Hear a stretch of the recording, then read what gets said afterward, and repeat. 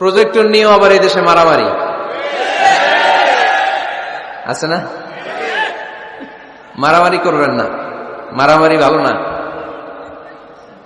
প্রজেক্টরে মহিলারা বক্তাকে দেখে কথা শুনতে পারবে কিনা প্রশ্ন করেছিল আমাকে খুলনায়, শুনছেন না আপনারা?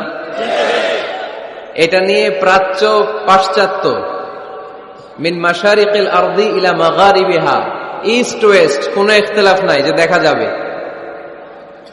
যাবে আপনার স্ত্রীকে নিয়ে যখন ডাক্তারের কাছে যান, গাড়িতে যখন বসে থাকেন, উনি ড্রাইভারে দেখে না? আকল খাটান, আকল দলিল পরে, দলিল পরে, আগে একটু আকল খাটাই। রাস্তা দিয়ে যে আমি যাচ্ছি, আমি বোরকা পরা ঠিকই, কিন্তু এই যে ড্রাইভার, তারা দেখা লাগতেছে না? ডাক্তারের কাছে গেছি, ডাক্তারের দেখা লাগে না? রাস্তা দিয়ে চলতে ফিরতে যতই পর্দা করি, পুরুষদেরকে আমরা দেখি না? নারীদের তো দেখা লাগে, দেখা লাগে।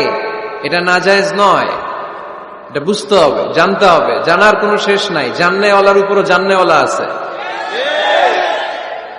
তো এটা নিয়ে আসলে ইখতিলাফের কিছু নাই। ইস্ট ওয়েস্ট, মাশারিকিল আরদি ওয়া মাগারিবিহা, গোটা বিশ্বের সব ফিকহ একাডেমি খোঁজ নিয়ে দেখেন, এটা জায়েজ।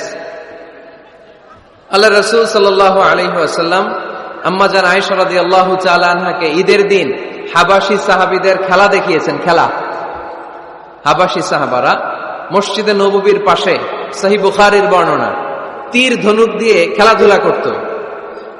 তা আম্মা জান আয়েশা দেখতে চাইলেন, আল্লাহর হাবিব সাল্লাল্লাহু আলাইহি ওয়াসাল্লাম এটা বুঝতে পারলেন, জিজ্ঞেস করলেন তাশতাহিন তানজুরিন, বুখারীর বর্ণনা, তাশতাহিন তানজুরিন, আয়েশা তুমি কি দেখতে চাও? আম্মাজান বললেন হ্যাঁ আমি দেখতে চাই। আল্লাহর হাবিব সাল্লাল্লাহু আলাইহি ওয়াসাল্লাম আম্মাজান আয়েশাকে পিছনে দাঁড় করালেন। তিনি বর্ণনা করলেন আকামানি ওয়ারাআহু, আমার পিছনে পিছনে আমাকে তিনি দাঁড় করালেন। খাদ্দি মা আখাদ্দিহ, আমার গাল রাসূলের গালের সাথে লেগে গেল। আমি প্রাণ ভরে হাবাশি সাহাবাদের খেলা দেখলাম সরাসরি। তো সরাসরি যদি পুরুষকে দেখতে পারেন আম্মাজান আয়েশা রাদিয়াল্লাহু তাআলা আনহা, এটা কি টিভির পর্দায় দেখা যাবে না? দেখা যাবে না? যাবে। দীর্ঘক্ষণ দেখার পরে আম্মাজান আয়েশা বললেন হাত্তা মালিলতু, আমি ক্লান্ত হয়ে গেলাম, অনেকক্ষণ দেখলাম।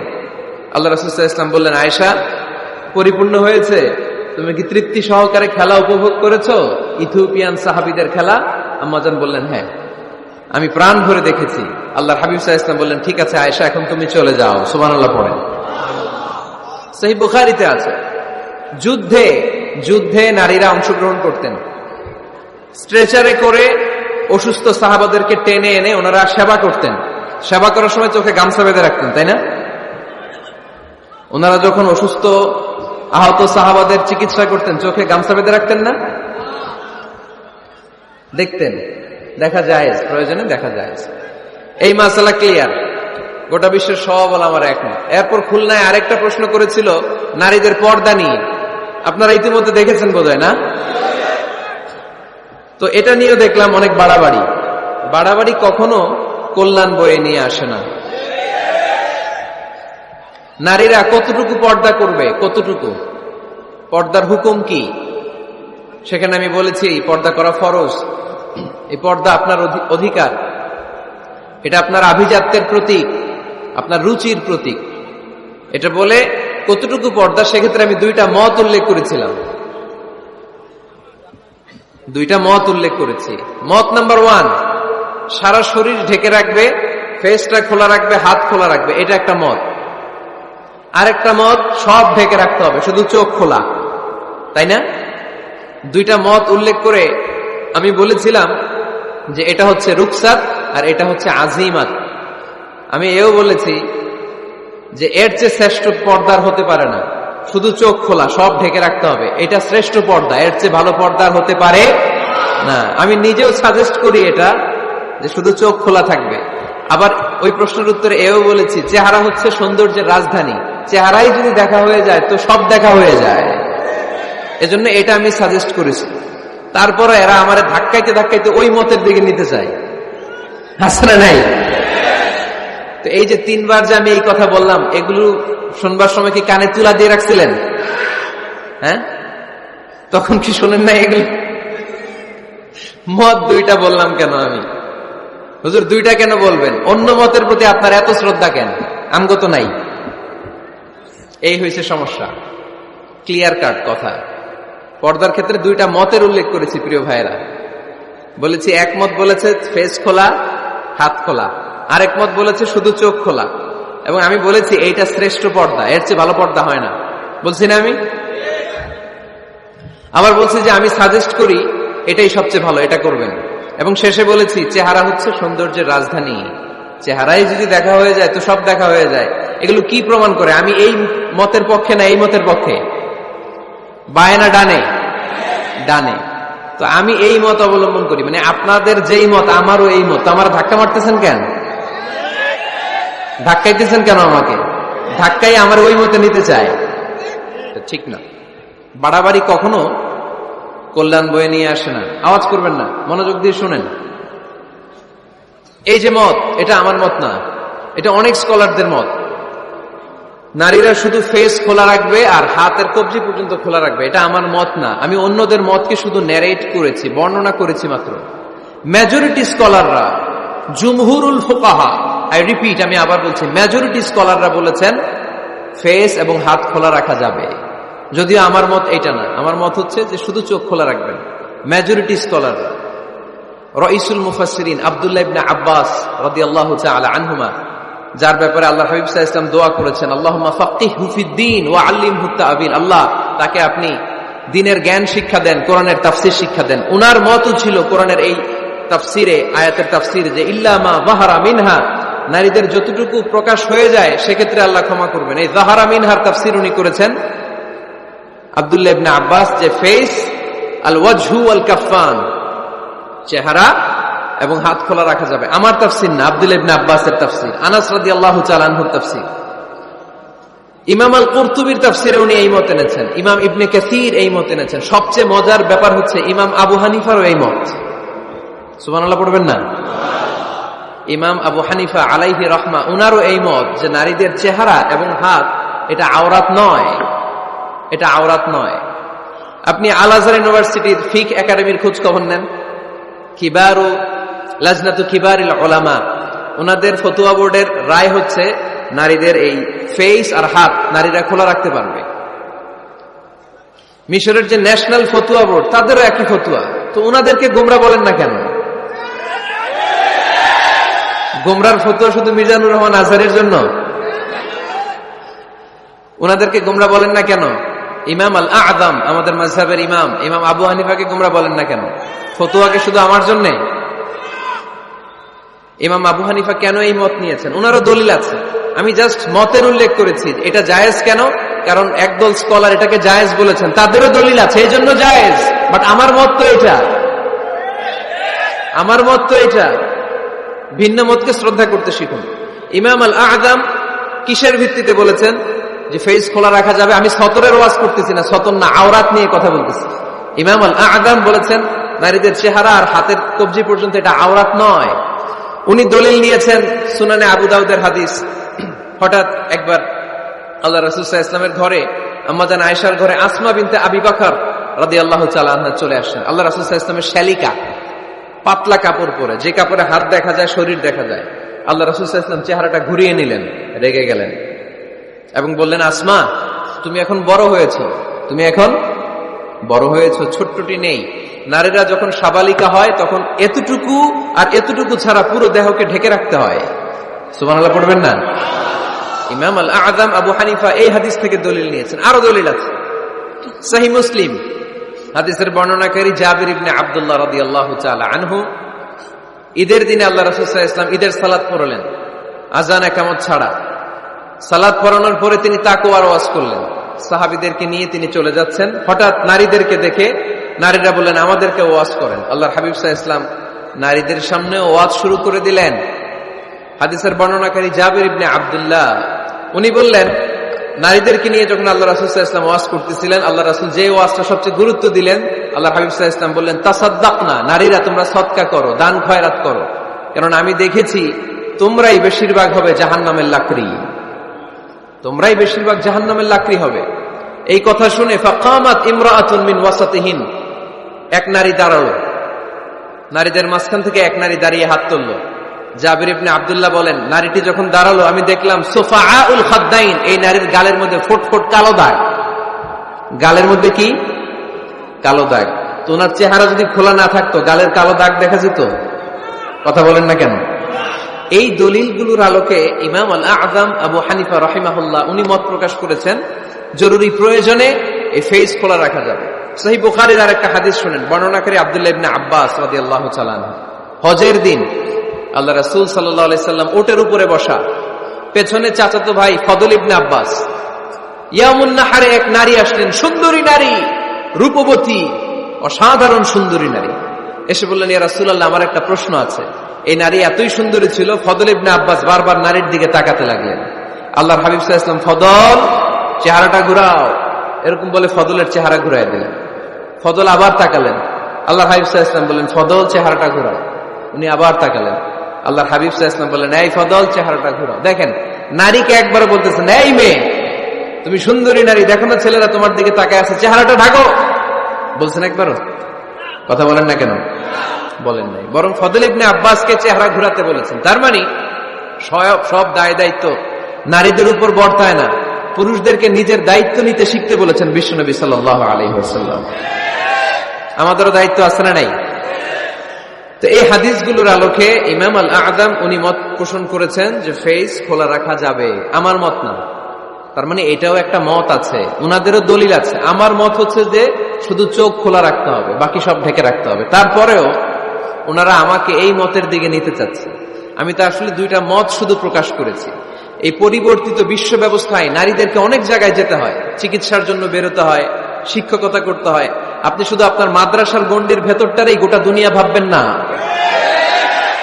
পেন্টাগনে আমাদের মুসলিম নারীরা চাকরি করে, আমেরিকার মিলিটারি ফোর্সে আমার মুসলিম বোনেরা চাকরি করে, ইংল্যান্ডে, এখানে তো অনেক ইংল্যান্ডের ভাইয়েরা আছে, ওনারা জানবেন, ইংল্যান্ডের পুলিশ সেকশনে আমার মুসলিম বোনেরা চাকরি করে। নানা কারণে ওনাদের পক্ষে ফেস ঢেকে রাখা সম্ভব হয় না, ফলে ওনারা এই মতের আলোকে রুখসাতের উপর আমল করার সুযোগ পায়, ঠিক কিনা? তার মানে এটাও একটা মত আছে, এটাও একটা মত আছে, ওনারা রুখসাতের উপর আমল করে। বাট আমার মত হচ্ছে না, আজিমতটা উত্তম, এটা শ্রেষ্ঠ পর্দা, কারণ চেহারায় যদি দেখে ফেলে সবই দেখে ফেলে। তো আমার মত এইটা, তারপরও আমাকে এই মতের প্রবক্তা বানাতে চায়, এরকম আছে না নাই? বাড়াবাড়ি করবেন না, বাড়াবাড়ি কখনো ভালো ফল বয়ে নিয়ে আসে না, আওয়াজ করে বলতে হবে, ঠিক কিনা?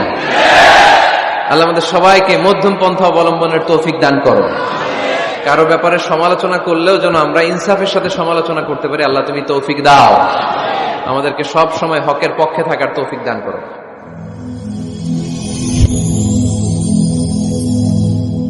Rose TV 24. Enjoy by listening to the Holy Quran. এটা হচ্ছে পরিবার। আলোচনার বিষয় কি? সবাই বলতে হবে আলোচনার বিষয়। আমাদের পরিবার আছে না? পরিবার হচ্ছে শান্তির নীড়। যার পরিবার নাই সে নীড়হারা পাখির মতো, ঠিক কিনা? এর সেবা করার কেউ নাই, এর খোঁজ খবর নেয়ার কেউ নাই, একে ভালোবাসার কেউ নাই। পরিবারের ভেতরে আছে ভালোবাসাবাসী, পরিচর্যা, অসুস্থ হলে সেবা শুশ্রূষা, যত্ন আত্মি। আমরা একটা প্রশান্তির জায়গা খুঁজে পাই পরিবারের ভেতরে, ঠিক কিনা? এজন্য আমি যদি জান্নাতে যাই, আমি চাই আমার পরিবারের সবাইকে নিয়ে যাব, ঠিক কিনা? নাকি আপনারা একা একা জান্নাতে যাবেন? একা একা জান্নাতে যেতে চান কারা কারা? দেখি হাত তুলেন। হ্যাঁ, ওই যে হাত তুলছে একজন। একা একা যাইতে আয় বালা না, একা একা যাওয়া যাবে না, আমরা সবাই মিলে যাব ইনশাআল্লাহ। পড়েন। এজন্য রাব্বুল আলামিন বলেন, ইয়া আইয়ুহাল্লাযীনা আমানু কু আনফুসাকুম ওয়া আহলিকুম নারা ওয়াকুদুহান নাসু ওয়াল হিজারা আলাইহা মালাইকাতুন গিলাযুন শিদাদুন লা ইয়াসুনাল্লাহা মা আমারাহুম ওয়া ইয়াফআলুনা মা ইউমারুন। সুবহানাল্লাহ পড়েন। আল্লাহ ডেকে বললেন, ও বিশ্বাসীরা শোনো শোনো, তোমরা নিজেদেরকে জাহান্নামের আগুন থেকে বাঁচাও, নিজেদের পরিবার বর্গকেও ওই জাহান্নামের আগুন থেকে বাঁচাও। যে জাহান্নামের রক্ষী ফেরেশতারা খুব নির্দয়, খুব নির্মম, এদের চেহারায় হাসি নাই। রব্বুল আলামিন তাদেরকে যা আদেশ করে তারা তাই পালন করে। ওই ফেরেশতারা আল্লাহর কোনো আদেশের অবাধ্য হয় না। ওই জাহান্নামকে ভয় করো, আর জাহান্নাম থেকে নিজেও বাঁচো, নিজের পরিবারকেও বাঁচাও। নিজেও বাঁচতে হবে, পরিবারকেও বাঁচাতে হবে। নিজেও জান্নাতে যেতে চাই, আব্বা আম্মা স্ত্রী সন্তান ভাই বোন সবাইকে নিয়ে জান্নাতুল ফেরদাউসে থাকতে চাই, ঠিক কিনা? এজন্য রব্বুল আলামিন বিশ্বনবীকে আদেশ করলেন, ওয়া'মুর আহলাকা বিস-সালাতি ওয়াসতাবির আলাইহা। ও নবী, আপনি আপনার ফ্যামিলির সদস্যদেরকে সালাতের আদেশ করেন এবং নিজেও সালাত পালনে সচেষ্ট হন। একা একা সালাত পালন করলে হবে না, আপনার পরিবারের সবাইকে আপনি মুসল্লি বানান। নিজেও সালাত পড়েন, সন্তানদেরকেও সালাত কায়েমকারী বানান। আপনি একা একা নামাজ পড়েন, আপনার ছেলে নামাজ পড়ে না, এরকম আছে না নাই? বাবা নামাজ পড়ে, মা নামাজ পড়ে না, আছে না নাই? ভাই নামাজ পড়ে, বোন নামাজ পড়ে না, আছে না নাই? আচ্ছা, আমি জান্নাতে থাকবো, আমার মা থাকবে জাহান্নামে, এটা ভাল লাগবে? আমি থাকবো জান্নাতে, আমার আব্বা জাহান্নামে, ভাল লাগবে কার কার? আমি থাকবো জান্নাতে, আমার ছেলে মেয়েগুলো জাহান্নামে। আমি জান্নাতের নাজ নিয়ামত ভোগ করবো, আমার স্ত্রী থাকবে জাহান্নামের আগুনে, এটা আমাদের ভালো লাগবে? এজন্য মুমিন পরিবারের সবাই আমরা জান্নাতে যেতে চাই। আমিও যাব, মা বাবাও যাবে, আমার স্ত্রী সন্তানরাও যাবে। এজন্য রব্বুল আলামিন বিশ্বনবীকে বললেন, নবী নিজেও জাহান্নামের আগুন থেকে বাঁচেন, আপনার পরিবার বর্গকেও জাহান্নামের আগুন থেকে বাঁচান। নিজেও বাঁচেন, পরিবারকেও বাঁচান। এজন্য মুসল্লি ভাইরা সাবধান, একা মুসল্লি হয়েন না। ইসলাম পালনকারীরা সাবধান, একা ইসলাম পালনকারী হবেন না। ফ্যামিলির সবাইরে মুসল্লি বানাইতে হবে, সবাই মিলে ইসলাম পালন করতে হবে, সবাই মিলে ঘরটার একটা জান্নাতের টুকরা বানাতে হবে, ঠিক কিনা? মুমিন জীবনে পরিবারের গুরুত্ব অনেক বেশি। ফ্যামিলি হচ্ছে এই পৃথিবীর সর্বপ্রথম ইনস্টিটিউশন, প্রতিষ্ঠান। এক একটা পরিবার এক একটা কি প্রতিষ্ঠান, ইনস্টিটিউশন। গোটা বিশ্বে যদি ইসলাম পালন নিষিদ্ধ হয়, আমার পরিবারে আমার ইসলাম পালনের সুযোগ আছে না নাই? কথা কি বুঝতেছেন? বাংলাদেশে ইসলাম পালন নিষিদ্ধ করে দেওয়া হলো, মসজিদে যাওয়া নিষিদ্ধ করে দেওয়া হলো, তাফসির মাহফিল নিষিদ্ধ করে দেওয়া হলো, জুমার খুতবা নিষিদ্ধ করা হলো, ইসলামের সব অনুশাসন পালনকে রাষ্ট্রীয়ভাবে নিষিদ্ধ করা হলো। কিন্তু আমার পরিবারের ভেতরে ইসলাম পালনের সুযোগ আছে না নাই? আমার বেডরুমের ভিতরে কেউ নিষিদ্ধ করতে পারবে কিছু? কথা বলেন। এজন্য গোটা বিশ্বেও যদি ইসলাম পালন নিষিদ্ধ হয়, আমার পরিবারে ইসলাম পালনের সুযোগ আছে না নাই? এজন্য পরিবার অনেক গুরুত্বপূর্ণ। মুমিন পরিবার এটা আল্লাহর পক্ষ থেকে নেয়ামত। আর মুমিন পরিবারে ভালোবাসার ভিত্তি হচ্ছে ঈমান। মুমিন না হলে মুমিন পরিবারের সদস্য হওয়া যায় না। নূহ আলাইহিস সালাম আল্লাহরে বললেন, আল্লাহ এই মহাপ্লাবনে আপনি আমার ছেলেকে মারবেন না। ইন্নাহু মিন ইবনি, নিশ্চয়ই এই ছেলেটা সে আমার সন্তান, আমার ঔরসজাত। আল্লাহ বললেন, না নূহ, তুমি ভুল বলেছ, সে তোমার সন্তান নয়। ঔরসজাত হলেই সন্তান হয় না, ঈমান আনা লাগে। চিল্লায় বলেন ঠিক কিনা? নূহ আলাইহিস সালামের এই মহাপ্লাবন নূহ আলাইহিস সালামের সন্তান কানাআনকে রক্ষা করতে পারে নাই। এজন্য মুমিন পরিবারের ভালোবাসার ভিত্তি হচ্ছে ঈমান। আওয়াজ করে বলতে হবে, বিশ্বাসীদের পরিবারের ভালোবাসার ভিত্তি কি? আরো জোরে বলেন, ভিত্তি কি? ঈমান। এজন্য আমাদের পরিবারগুলো আমাদের জন্য রহমত, আমাদের পরিবারগুলো আমাদের জন্য আল্লাহ তাআলার পক্ষ থেকে মার্সি, ব্লেসিংস এন্ড বাউন্টিজ। এই পরিবারের বন্ধন যেন কখনো নষ্ট না হয়, আমরা যেন পারিবারিক সম্প্রীতি ভালোবাসা কখনো নষ্ট না করি। এখন ওয়েস্টের ধাক্কায়, পাশ্চাত্যের কালচারের ধাক্কায় আমাদের পরিবারগুলো নষ্ট হতে শুরু করেছে, ঠিক কিনা? আপনি খেয়াল করে দেখবেন, পাশ্চাত্যে এখন পরিবারগুলোর খুব মারাত্মক অবস্থা, ভঙ্গুর পারিবারিক ব্যবস্থা। এদের পরিবার টেকে না, এরা তো বিয়েই করে না। এরা বিয়ের চেয়ে বেশি পছন্দ করে লিভ টুগেদার, আছে না নাই? বিয়ে করে না, লিভ টুগেদার পছন্দ করে, ফ্রি সেক্স, অবাধ যৌনাচার, হোমোসেক্সুয়ালিটি, সমকামিতা, ছেলেতে ছেলেতে বিয়ে, মেয়েতে মেয়েতে বিয়ে। বিয়ে যাক দু একটা হয়, এগুলো 6 মাস 1 বছরের বেশি টিকে না। ডিভোর্সের সংখ্যা বেশি, ভ্রূণপাত, সন্তান হত্যা করার সংখ্যা বেশি, সুইসাইডের সংখ্যাও বেশি, ঠিক কিনা?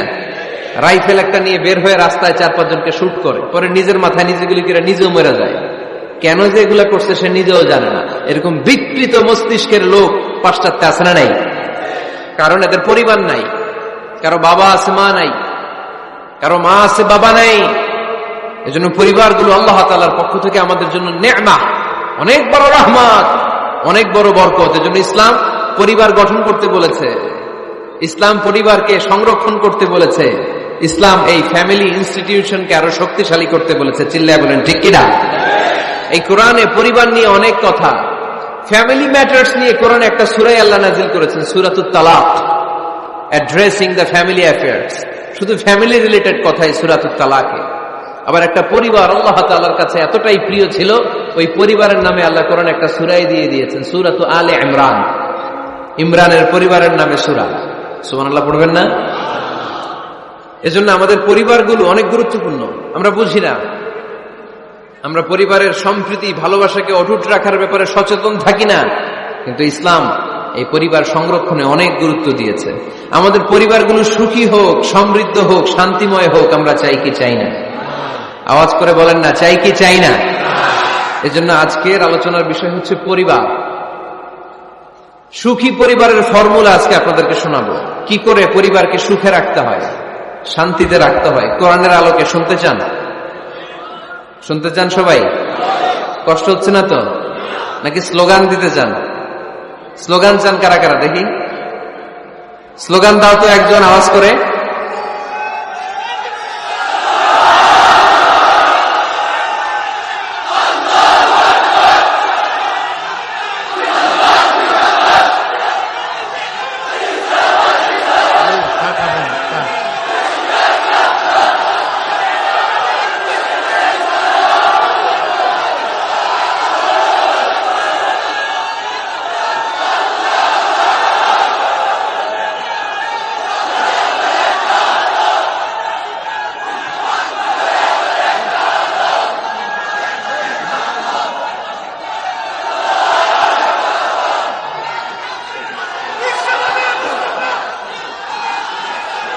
প্যান্ডেল থেকে লোক বাইরে বেশি আছে।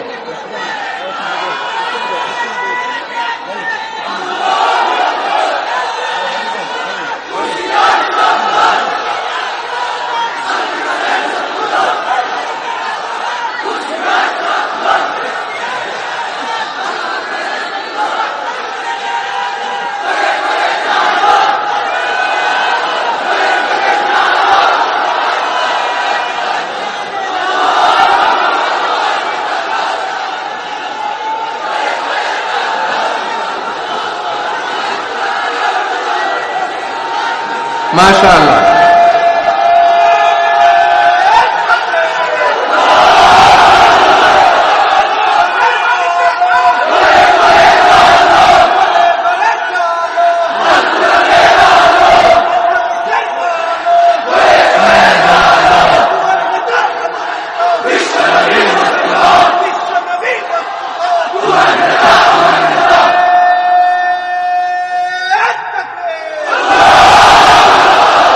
মাশাআল্লাহ, তাবারাকাল্লাহ। আল্লাহ স্লোগানগুলোকে তুমি কবুল করো। স্লোগান হয়ে গেছে, খুশি? সবাই খুশি? জিয়। ঠিক আছে, এবার আলোচনায় যাই। সুখী পরিবারের ফর্মুলা। কোন পরিবার? আওয়াজ করে বলেন, আরো জোরে বলেন। সুখী পরিবারের ফর্মুলা কোরআন সুন্নাহর আলোকে আজকে আমরা এটা জেনে যাব, কি করলে আমাদের ফ্যামিলিগুলো সুখী হবে, সমৃদ্ধ হবে। কোরআন থেকে আমরা যদি প্রেসক্রিপশন নেই, তাহলে কোরআন বলে আমাদের ফ্যামিলিগুলোকে সুখী আর শান্তিময় করতে হলে আমাদের ফ্যামিলির ভেতরে একে অপরকে সালাম দেওয়ার প্রচলন বাড়াইতে হবে। কি দিবেন? আওয়াজ করে বলেন, কি দিবেন? ফাইদা দাখালতুম বুয়ুতান ফাসাল্লিমু আলা আনফুসিকুম তাহিয়াতাম মিন ইনদিল্লাহি মুবারাকাতান তাইয়্যিবা। রব্বুল আলামিন বলেন, যখন তোমরা তোমাদের ঘরে ঢুকবা, ঢুকেই পরিবার বর্গকে একে অপরকে সালাম দাও। এটা আল্লাহর পক্ষ থেকে অভিবাদন পদ্ধতি, এটা বরকতময়, এটা পবিত্র। সুবহানাল্লাহ পড়েন। ইদা দাখালতুম বুয়ুতান ফাসাল্লিমু আলা আনফুসিকুম। ঘরে ঢুকেই সালাম দাও। সালাম মানে শান্তি। সালাম দেই না, এজন্য ঘরে শান্তিও নাই। ঠিক কিনা? আজকে যে সালাম দেওয়া যাবে না, বাসায় যে ভাবির আগে সালাম দিবেন, পারবেন না? ভাবি আগে দিতে হবে। কে আগে দিবে শুনি? আপনি আগে। তুমি বিয়ে করছো নি? হ্যাঁ, আগে আগে সালাম দিবেন। রাজি আছেন? ঘরে ঢুকেই সালাম। বাবা দিবে ছেলেকে সালাম, ছেলে দিবে বাবাকে সালাম। স্বামী দিবে স্ত্রীকে সালাম, স্ত্রী দিবে স্বামীকে সালাম, ভাই দিবে বোনকে সালাম, বোন দিবে ভাইকে সালাম। সালাম মানে শান্তি। সালাম নাই, এজন্য ঘরেও শান্তি নাই। চিল্লায় বলেন ঠিক কিনা? এজন্য আল্লাহ বললেন, তোমার ঘরে যখন তুমি ঢুকবা, ফাইদা দাখালতুম বুয়ুতা ফাসাল্লিমু আলা আনফুসিকুম, তোমরা নিজেদেরকে সালাম দাও। তাহিয়াতাম মিন ইনদিল্লাহ, এটা আল্লাহর পক্ষ থেকে অভিবাদন পদ্ধতি। মুবারাকাতান তাইয়্যিবা, এই সালামের মধ্যে আছে বরকত, এটা পবিত্র। এজন্য ঘরে যদি আমরা সালামের প্রচার প্রসার বাড়াই, আমাদের ঘরগুলোরে শান্তিময় করবে কে? এটা হচ্ছে নিজেদের ঘর। নিজেদের ঘরে ঢুকলাম, সালাম দিলাম। অন্যের ঘরে তো আর সালাম টালাম লাগবে না, না? অন্যের ঘরেও লাগবে। সে আদেশও কোরআনের ভেতরে আছে না নাই? রব্বুল আলামিন বলেন, ইয়া আইয়ুহাল্লাযীনা আমানু লা তাদখুলু বুয়ুতান গায়রা বুয়ুতিকুম হাত্তা তাস্তানিসু ওয়া তুসাল্লিমু আলা আহলিহা। সুবহানাল্লাহ পড়েন। আল্লাহ রেখে বললেন, ও ঈমানদার, ও বিশ্বাসীরা, অন্যের ঘরে যখন তোমরা প্রবেশ করবা, খবরদার প্রবেশ করার আগে অনুমতি নিয়ে নাও। অনুমতি নেয়ার পাশাপাশি ঘরে ঢোকার আগে সালাম দিয়ে দাও। সুবহানাল্লাহ পড়ে। তাহলে নিজের ঘরে ঢুকি আর অন্যের ঘরে ঢুকি, ঢুকে কি দিব? আওয়াজ করে বলতে হবে, কি দিব? সালাম। আমি আপনাদেরকে সালাম দেই, উত্তর দেন, আসসালামু আলাইকুম ওয়া রাহমাতুল্লাহ। এবার আপনারা আমাকে সালাম দেন, আমি উত্তর দিব, ওয়ালাইকুম আসসালাম ওয়া রাহমাতুল্লাহ। পারা যাবে নাকি বলবেন আমি বউরে কেন দেব, উনি না আমার আগে দিবে? আমি জামাই, আমি স্বামী, আমি হাজবেন্ড। আচ্ছা, হাজবেন্ডে কি বলেন সিলেটি ভাষায়? স্বামীরে জামাই কইতাইনি, জামাই। তো জামাই আগে দিবে না বউ আগে দিবে? হ্যাঁ বলেন, আমি আগে দিব। কে আগে দিবে? আমি। আগে আগে সালাম দেন। আল্লাহর হাবিব সাল্লাল্লাহু আলাইহি ওয়াসাল্লাম বললেন, সহিহ মুসলিমের বর্ণনা, সহিহ মুসলিমের বর্ণনা, আওয়ালা আদুল্লুকুম আলা শাইইন ইযা ফাআলতুমুহু তাহাবাবতুম। আল্লাহর হাবিব বললেন, আমি কি তোমাদেরকে এমন একটা ফর্মুলা শিখাইয়া দিব না, এই ফর্মুলা যখন তোমরা অ্যাপ্লাই করবে, তোমাদের মধ্যে পারস্পরিক ভালোবাসা বাড়িয়ে দিবে কে? সাহাবীরা বললেন, ইয়া রাসূলুল্লাহ, অবশ্যই আপনি আমাদেরকে শিখাইয়া দেন। কোন সেই ফর্মুলা, যেই ফর্মুলা অ্যাপ্লাই করলে আমাদের মধ্যে ভালোবাসা বেড়ে যাবে? আল্লাহর হাবিব বললেন, আফশুস সালাম বাইনাকুম, নিজেরা নিজেদের মধ্যে সালামের প্রচার করো, প্রসার করো। দেখা হলে একে অপরকে তোমরা বেশি বেশি সালাম দাও। আফশুস সালাম বাইনাকুম, নিজেরা নিজেদের মধ্যে সালাম দাও। সালাম নাই ফলে ভালোবাসা নাই, সালাম নাই ফলে আমার ঘরে শান্তি নাই। তাহলে ঘরে শান্তি আনার এক নম্বর ফর্মুলা হচ্ছে সালাম। চিল্লায় বলতে হবে সোজানগরের ভাইরা, এক নম্বর ফর্মুলার নাম কি? সালাম। সাইয়েদনা আদম আলাইহিস সালামকে যখন আল্লাহ তাআলা বানালেন, বানানোর পরে আল্লাহ বলেন না আদম সিজদা করো, আদম কোরআন তেলাওয়াত করো, আদম জিকির করো, আদম তাসবিহ পড়ো, না। আল্লাহ প্রথম যে আদেশটা দিয়েছেন সেটা হচ্ছে সাল্লিম, আদম সালাম দাও। আদম কি দাও? সালাম দাও। আল বাদিউ বিসসালামি বারিউম মিনাল কিবর, আগে আগে যে সালাম দেয় তার অন্তর থেকে অহংকার উঠিয়ে নেয় কে? আমাদের অন্তরে অহংকার আছে না নাই? যাদের অন্তরে বেশি বেশি অহংকার, তার আমরা বেশি বেশি সালাম দিব। আমাদের হৃদয়টাকে অহংকার মুক্ত করে দিবে কে? সেই বুখারীর বর্ণনা, লাম্মা খালাকাল্লাহু আদমা ওয়া কানা তুলুহু 60 যিরাআন, রব্বুল আলামিন সাইয়েদনা আদম আলাইহিস সালামকে যখন তৈরি করলেন 60 হাত লম্বা করে বানালেন। আবার আমরাও যারা জান্নাতের ভেতরে ঢুকবো, আমাদেরকেও সেদিন 60 হাত লম্বা করে বানিয়ে দিবেন কে? কয় হাত লম্বা হয়ে ঢুকবেন জান্নাতে? 60 হাত। সাইয়েদনা আদম আলাইহিস সালামকে যখন আল্লাহ তাআলা বানালেন, বানিয়ে আল্লাহ তাআলা প্রথম যে আদেশটা করলেন সেটা হচ্ছে সাল্লিম, আদম সালাম দাও। কি দাও? সাল্লিম আলা উলাইকান নাফার, এই ফেরেশতাদের এই দলটাকে সালাম দাও। কারণ ইবলিস অহংকারের কারণে সে হয়েছে জাহান্নামী। আল্লাহ চেয়েছেন আমার আদম যেন অহংকারী না হয়, এজন্য আগে আগে সালাম দেওয়া শিখাই দিলেন। চিল্লায় পড়েন আল্লাহু আকবার।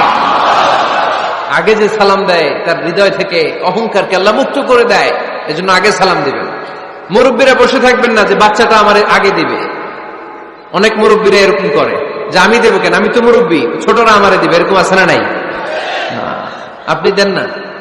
আপনি কয়েকদিন দিতে দিতে লজ্জায় পড়ে বাচ্চাটাও আপনার সালাম দিতে শুরু করবে, ঠিক কিনা? আপনি আপনার স্ত্রীকে কয়েকদিন দিয়ে দেখেন না, কয়েকদিন দিয়ে দেখেন, দেখবেন কয়েকদিন পরে আপনার স্ত্রীও আপনাকে সালাম দিতে শুরু করবে, ঠিক কিনা? এজন্য ফ্যামিলিতে সুখ শান্তি আনার প্রথম মাধ্যম হচ্ছে সালাম। প্রথম মাধ্যম কি? সালাম দিন আর সালামতে থাকুন। সালাম দিন আর কিসে থাকুন? সালামতে থাকুন। জান্নাতে যখন জান্নাতীরা যাবে, জান্নাতীদেরকে বারবার সালাম দেয়া হবে। প্রতিটা গেইটেই ফেরেশতারা সালাম দিবে, চিল্লায় পড়েন আল্লাহু আকবার। ফেরেশতারা বলবে সালামুন আলাইকুম তিবতুম ফাদখুলুহা খালিদিন। ও জান্নাতীরা আসেন, বসেন, আল্লাহর পক্ষ থেকে আপনাদের জন্য সালাম। ওয়া তাহিয়াতুহুম ফিহা সালাম। জান্নাতের অভিবাদন পদ্ধতির নাম হচ্ছে সালাম। জান্নাতীরাও একে অপরকে সালাম দিবে। সুবহানাল্লাহ পড়েন। জান্নাতে ঢুকলেই সালাম, জান্নাতে বসলেই সালাম, জান্নাতে একে অপরের সাথে দেখা হলেই সালাম। তাই যারা ঘরের ভিতরে জান্নাতি আমেজ উপভোগ করতে চান তারা একে অপরকে সালাম দিবেন। রাজি আছেন? সালাম দিন আর সালামতে থাকুন। ঘরে যারা জান্নাতি সুখ অনুভব করতে চান তারা সালাম দিবেন। তাহলে আজকে থেকে ঘরে সুখ সমৃদ্ধি আর শান্তি ফিরে আনার প্রথম ফর্মুলা আমরা জানলাম সালাম। চিল্লায় বলেন, প্রথম ফর্মুলা কি? মনে থাকবে না ভুলে যাবেন? বাসায় যে আজকে সালাম দেয়া যাবে? সবাই পারবেন? মাশাআল্লাহ। 1 নম্বর পয়েন্ট শেষ। ঘরে শান্তি রাখার, রহমত রাখার 2 নম্বর পদ্ধতি হচ্ছে ঘরে ছবি টাঙিয়ে রাখবেন না। ছবি না, বিয়ের ছবি টাঙিয়ে রাখবেন না। মৃত আব্বা আম্মার ছবি বাধাই করে টাঙিয়ে রাখবেন না। নেতা নেত্রীর ছবিও টাঙিয়ে রাখা যাবে না, এটা নিষেধ। রহমতের ফেরেশতারা আসে না, ঘরে ঢুকে না। ইন্নাল মালাইকাতা লা তাদখুলু বাইতান ফীহি তামাসিল ওয়া সূরা। যে ঘরে মূর্তি আছে আর ছবি টাঙিয়ে রাখে, ওই ঘরে রহমতের ফেরেশতা প্রবেশ করে না। তো ঘরে যে রহমত নাই, শান্তি নাই, আপনি রহমতের ফেরেশতা ঢুকার ব্যবস্থাই তো রাখেন নাই। এত রহমত নিয়ে আসতে চায় কিন্তু ঢুকতে পারেন না, ওই যে ছবি টাঙিয়ে রাখছেন। এজন্য সুজানগরের ভাইয়েরা, আমাদের সুজানগরে যদি কারো ঘরে বিয়ের ছবি, আব্বা আম্মার ছবি, ফ্যামিলি গ্রুপ ছবি বা নেতা নেত্রীর ছবি থাকে, আজকে খুলে ফেলা যাবে না? খুলে ফেলা যাবে মুসলমান? খুলে ফেলবেন। হ্যাঁ, আপনি ফ্যামিলি গ্রুপ ছবি রাখতে পারেন।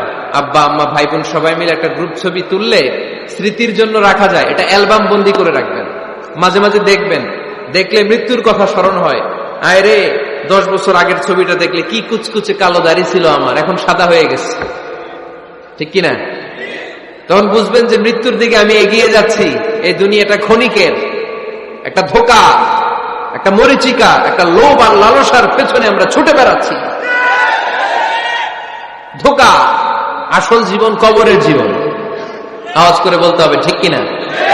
একদিন মাটির ভেতরে হবে ঘরে মন আমার, কেন বাঁধো দালান ঘর রে মন আমার, কেন বাঁধো দালান ঘর। প্রাণ পাখি উড়ে যাবে পিঞ্জর ছেড়ে,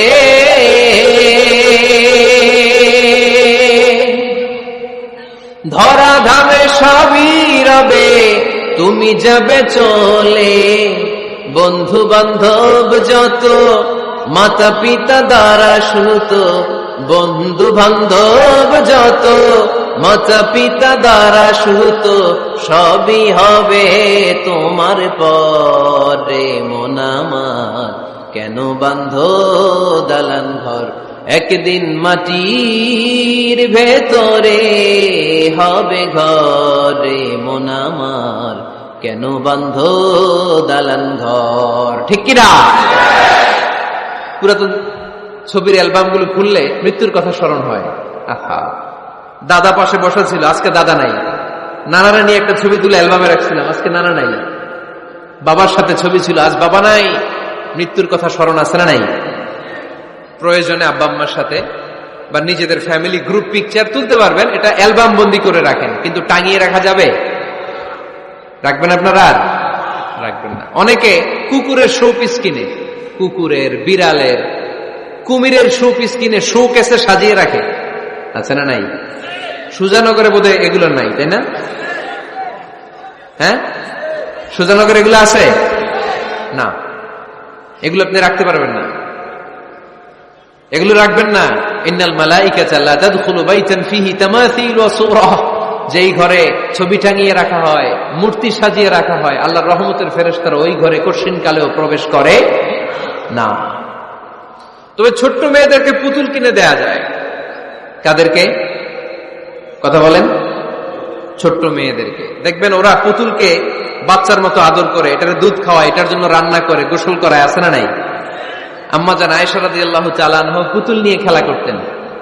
নারীদের, ছোট্ট মেয়েদের জন্য এটা জায়েজ রাখা হয়েছে এই কারণে, কারণ কিছুদিন পরেই তারা মা হতে চলেছে, ঠিক কিনা? কেমন করে বাচ্চা কাচ্চা লালন পালন করবে, কেমন করে আমাদের আগামী প্রজন্মকে তারা গড়ে তুলবে, ওইটার একটা প্রশিক্ষণ খেলার মাধ্যমেই ছোটবেলায় যেন তাদের হয়ে যায়। এজন্য ছোট্ট মেয়েদের জন্য পুতুল দিয়ে খেলাকে শরিয়ত জায়েজ রেখেছে। চিল্লায় পড়েন সুবহানাল্লাহ। কত সুন্দর আমাদের ইসলাম, check and balance, check and balance. কিন্তু ছবি টাঙিয়ে রাখা যাবে না। কুকুরের শোপিস, কুমিরের শোপিস শোকেসে সাজিয়ে রাখা যাবে, শান্তি আসবে না ঘরে, জাহান্নামের টুকরা হয়ে যাবে ঘর। ঘরের ভেতরে গিটার রাখা যাবে না। গিটার চেনেন? হারমোনিয়াম রাখা যাবে না। ঢোল তবলা, বাজারে ঢোল বাজারে বাঁশি, আছে না নাই? ঢোল রাখতে পারবেন না। বংশী বাজায় কে রে সখী, বংশী বাজায় কে, বংশী রাখা যাবে না। বংশী মানে বাঁশি। এই বাঁশি, ঢোল, তবলা, হারমোনিয়াম, গিটার, এগুলো যদি ঘরে থাকে রহমতের ফেরেশতা ঢুকে না। আল্লাহ হাবিব সাল্লাল্লাহু আলাইহি ওয়াসাল্লাম বলেছেন, বুইসতু লিউকাসসিরাল মাযামির, ঢোল, বাদ্য, হারমোনিয়াম, তবলা এগুলোকে ভেঙে মাটির সাথে চুরিয়ে দেওয়ার জন্য আমি বিশ্বনবী আগমন করেছি। চিল্লায় বলেন ঠিক কিনা? এজন্য আল্লাহর হাবিব বললেন, ইন্নাল মালাইকাতা লা তাদখুলু বাইতান ফীহি তামাসিল ওয়া সূরা। মুসনাদে আহমদ ইবনে হাম্বলের হাদিস। আল্লাহর রহমতের ফেরেশতারা ওই সমস্ত ঘরে কশিন কালেও প্রবেশ করে না যেই ঘরে ছবি টাঙানো আছে আর আছে মূর্তি। কথা বুঝতে পেরেছেন? তাহলে এগুলো রাখা যাবে না। হিন্দি সিরিয়াল দেখা যাবে না, ঠিক কিনা? এমনও ফ্যামিলি আছে বাবা ছেলে একসাথে বসে হিন্দি সিরিয়াল দেখে, ইন্ডিয়ান নায়িকাদের কোমর দুলানো ডান্স দেখে, আছে না নাই? সিরিয়ালের জন্য পাগল এদেশের মেয়েরা। আলহামদুলিল্লাহ, এদের মধ্যে এখন পরিবর্তন হইতেছে। এরা এখন ওয়াজ দেখা শুরু করতেছে, ঠিক কিনা? তার মানে এই তাফসির মাহফিলগুলোর সফলতা আছে না নাই? আছে, আল্লাহর মেহেরবানি। অনেক বোনরা বলে, হুজুর আগে সিরিয়াল দেখতাম, এখন ওয়াজ দেখি। আলহামদুলিল্লাহ করবেন না? হিন্দি সিরিয়াল দেখবেন না, অশ্লীল নাটক দেখবেন না। টেলিভিশনে হিন্দি সিরিয়াল, হিন্দি সিনেমা, অশ্লীল নাটক দেখলে রহমতের ফেরেশতারা ওই ঘরে প্রবেশ করে। তাহলে কি দেখবেন? টিভিতে কি দেখবেন বলেন? হ্যাঁ, ফিতা দেখতে হয়, ওয়াজ দেখতে হয়নি। আচ্ছা, টিভিতে আপনারা ইসলামিক প্রোগ্রামগুলো দেখবেন। রমাদানে অনেক ইসলামিক প্রোগ্রাম করে টেলিভিশন চ্যানেলগুলো, এগুলো দেখবেন। সৌদি আরবের সরাসরি লাইভ প্রোগ্রাম, এগুলো দেখবেন। জিওগ্রাফিক্যাল চ্যানেল আছে, দেখবেন। অ্যানিমেলস কিংডম দেখবেন। আফ্রিকার জঙ্গলে কত ধরনের প্রাণী পাওয়া যায়, সাগরের অতল গহ্বরে কি ধরনের মাছ আল্লাহ সৃষ্টি করে রেখেছে, সি ওয়ার্ল্ড আমরা জানি না। সাগরের অতল গহ্বরের রাজ্য কেমন, অ্যানিমেলস কিংডম আর জিওগ্রাফিক্যাল চ্যানেল, এগুলো দেখবেন। টক শো দেখতে পারেন, নিউজ দেখতে পারেন। এমন প্রোগ্রামগুলো দেখেন যেগুলো শিক্ষণীয়, নিজেকে জ্ঞানী ও আলোকিত করে গড়ে তুলতে সহায়তা করে, এমন প্রোগ্রামগুলো দেখবেন। আওয়াজ করে বলেন ঠিক কিনা? এর বাইরে হিন্দি সিরিয়াল, নাচানাচি, রূপবানে নাচে কোমর দুলায়া, আছে না নাই? ফেরেশতারা বলবে তো করে পিটামু আমরা ঝুলায়া। এগুলো দেখা যাবে, তাহলেই শান্তি আসবে। তাহলে সালামের পরে 2 নাম্বার যে ফর্মুলা জানলাম, ছবি টাঙিয়ে রাখা যায় না, ঘরে মূর্তি, কুকুরের মূর্তি, শোপিস রাখা যায় না, হিন্দি সিরিয়াল, অশ্লীল নাটক, গান বাজনা এগুলো ঘরে দেখা যাবে না। এগুলো দেখলে আল্লাহর রহমত ঘরের ভেতরে প্রবেশ করবে না। মনে থাকবে সবার? মনে থাকবে তো? আওয়াজ করে বলেন না। 3 নাম্বার, ঘরে মাঝে মাঝে নামাজ পড়বেন, ঘরে মাঝে মাঝে কি করবেন? সহিহ মুসলিমের হাদিস, আল্লাহ রাসূল সাল্লাল্লাহু আলাইহি ওয়াসাল্লাম বলেছেন, তোমরা মসজিদে ফরজ নামাজের পরে ঘরের জন্য কিছু সুন্নাহ আর নফল নামাজ রেখে দিও, কারণ যারা সুন্নাহ আর নফল নামাজ ঘরে পড়ে আল্লাহ তাআলা তাদের ঘরটাকে বরকত দিয়ে পূর্ণ করে দেয়। বৃষ্টি যদি হয়, কখনো বৃষ্টি, বাইরে প্রচন্ড বৃষ্টি, আপনি জামাত ধরার জন্য মসজিদে যেতে পারতেছেন না, তখন ঘরের সবাইরে নিয়ে আপনি জামাতের ইমাম হবেন। দরকার আছে না নাই? আপনি ইমাম, আপনার ছেলেরা পেছনে, মেয়েরা পেছনে, নারী পুরুষ একই কাতারে দাঁড়াতে পারে না, তো আপনি ইমাম, পেছনে আপনার ছেলেরা, এর পরের কাতারে আপনার মেয়েরা আর আপনার স্ত্রীরা। পারা যাবে না? ছেলে মেয়ে যদি না থাকে, হুজুর আমি আর সে টোনাটুনি সংসার, তাহলে টোনা দাঁড়াবে সামনে, টুনি দাঁড়াবে পেছনে, একসাথে দাঁড়ানো যাবে? আমি আর আজকে সভাপতি লিয়াকত ভাই দুজনে মিলে যদি জামাত করি একসাথে দাঁড়ানো যাবে, আমি এদিকে, লিয়াকত ভাই আমার ডানে, ঠিক কিনা? কিন্তু টোনা টুনি যদি দাঁড়ায়, টোনা দাঁড়াবে সামনে, টুনি দাঁড়াবে বরাবর পিছনে। মাসালা বুঝতে পেরেছেন? The family that prays together stays together. যে ফ্যামিলি একসাথে নামাজ পড়ে ওই ফ্যামিলি টিকে থাকে বহুদিন, ঠিক কিনা? I repeat, the family that prays together stays together. যে পরিবার একসাথে সালাত আদায় করে ঘরে, এই পরিবারগুলো ভাঙে না। এই পরিবারে ডিভোর্সের কথা শুনবেন না, এই পরিবারে আছে শুধু শান্তি আর শান্তি। চিল্লায় বলেন ঠিক কিনা? তাহলে 3 নম্বর ফর্মুলা সুজানগরবাসীদের জন্য যেটা আমি শোনালাম, ঘরে জামাতে সালাত পড়বেন। বৃষ্টি, জামাতে যেতে পারতেছেন না, সবাই নিয়ে আপনি ইমামতি করেন, অথবা তাহাজ্জুদের সময় বাচ্চাদের ডিসেম্বর মাসে প্রায় অফ থাকে না, কথা কয় না? ডিসেম্বর মাসে ছুটি আছে না নাই? আছে। ছুটির সময়গুলোতে তাহাজ্জুদের প্রোগ্রাম করেন বাসায়, আপনি ইমাম, আপনার ছেলে মেয়ে আর স্ত্রী, আপনার মুক্তাদি, একসাথে ঘরে সালাত করলে ঘরটারে বরকতময় করে দেয় কে? কয়টা গেল? কয়টা? ভালো লাগতেছে না, না? নাকি আবার স্লোগান লাগবে? স্লোগান লাগলে আমারে বলবেন, স্লোগান দেওয়াই দিব। আওয়াজ করে বলতে হবে, কয়টা গেল? 3টা।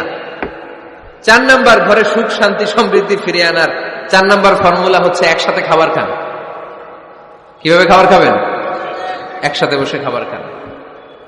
যদি একান্নবর্তী ফ্যামিলি হয়, ভাই বোন আত্মীয় স্বজন একসাথে, নারী পুরুষ দেখা দেয়া জায়েজ নেই, তখন ছেলেরা একসাথে খান।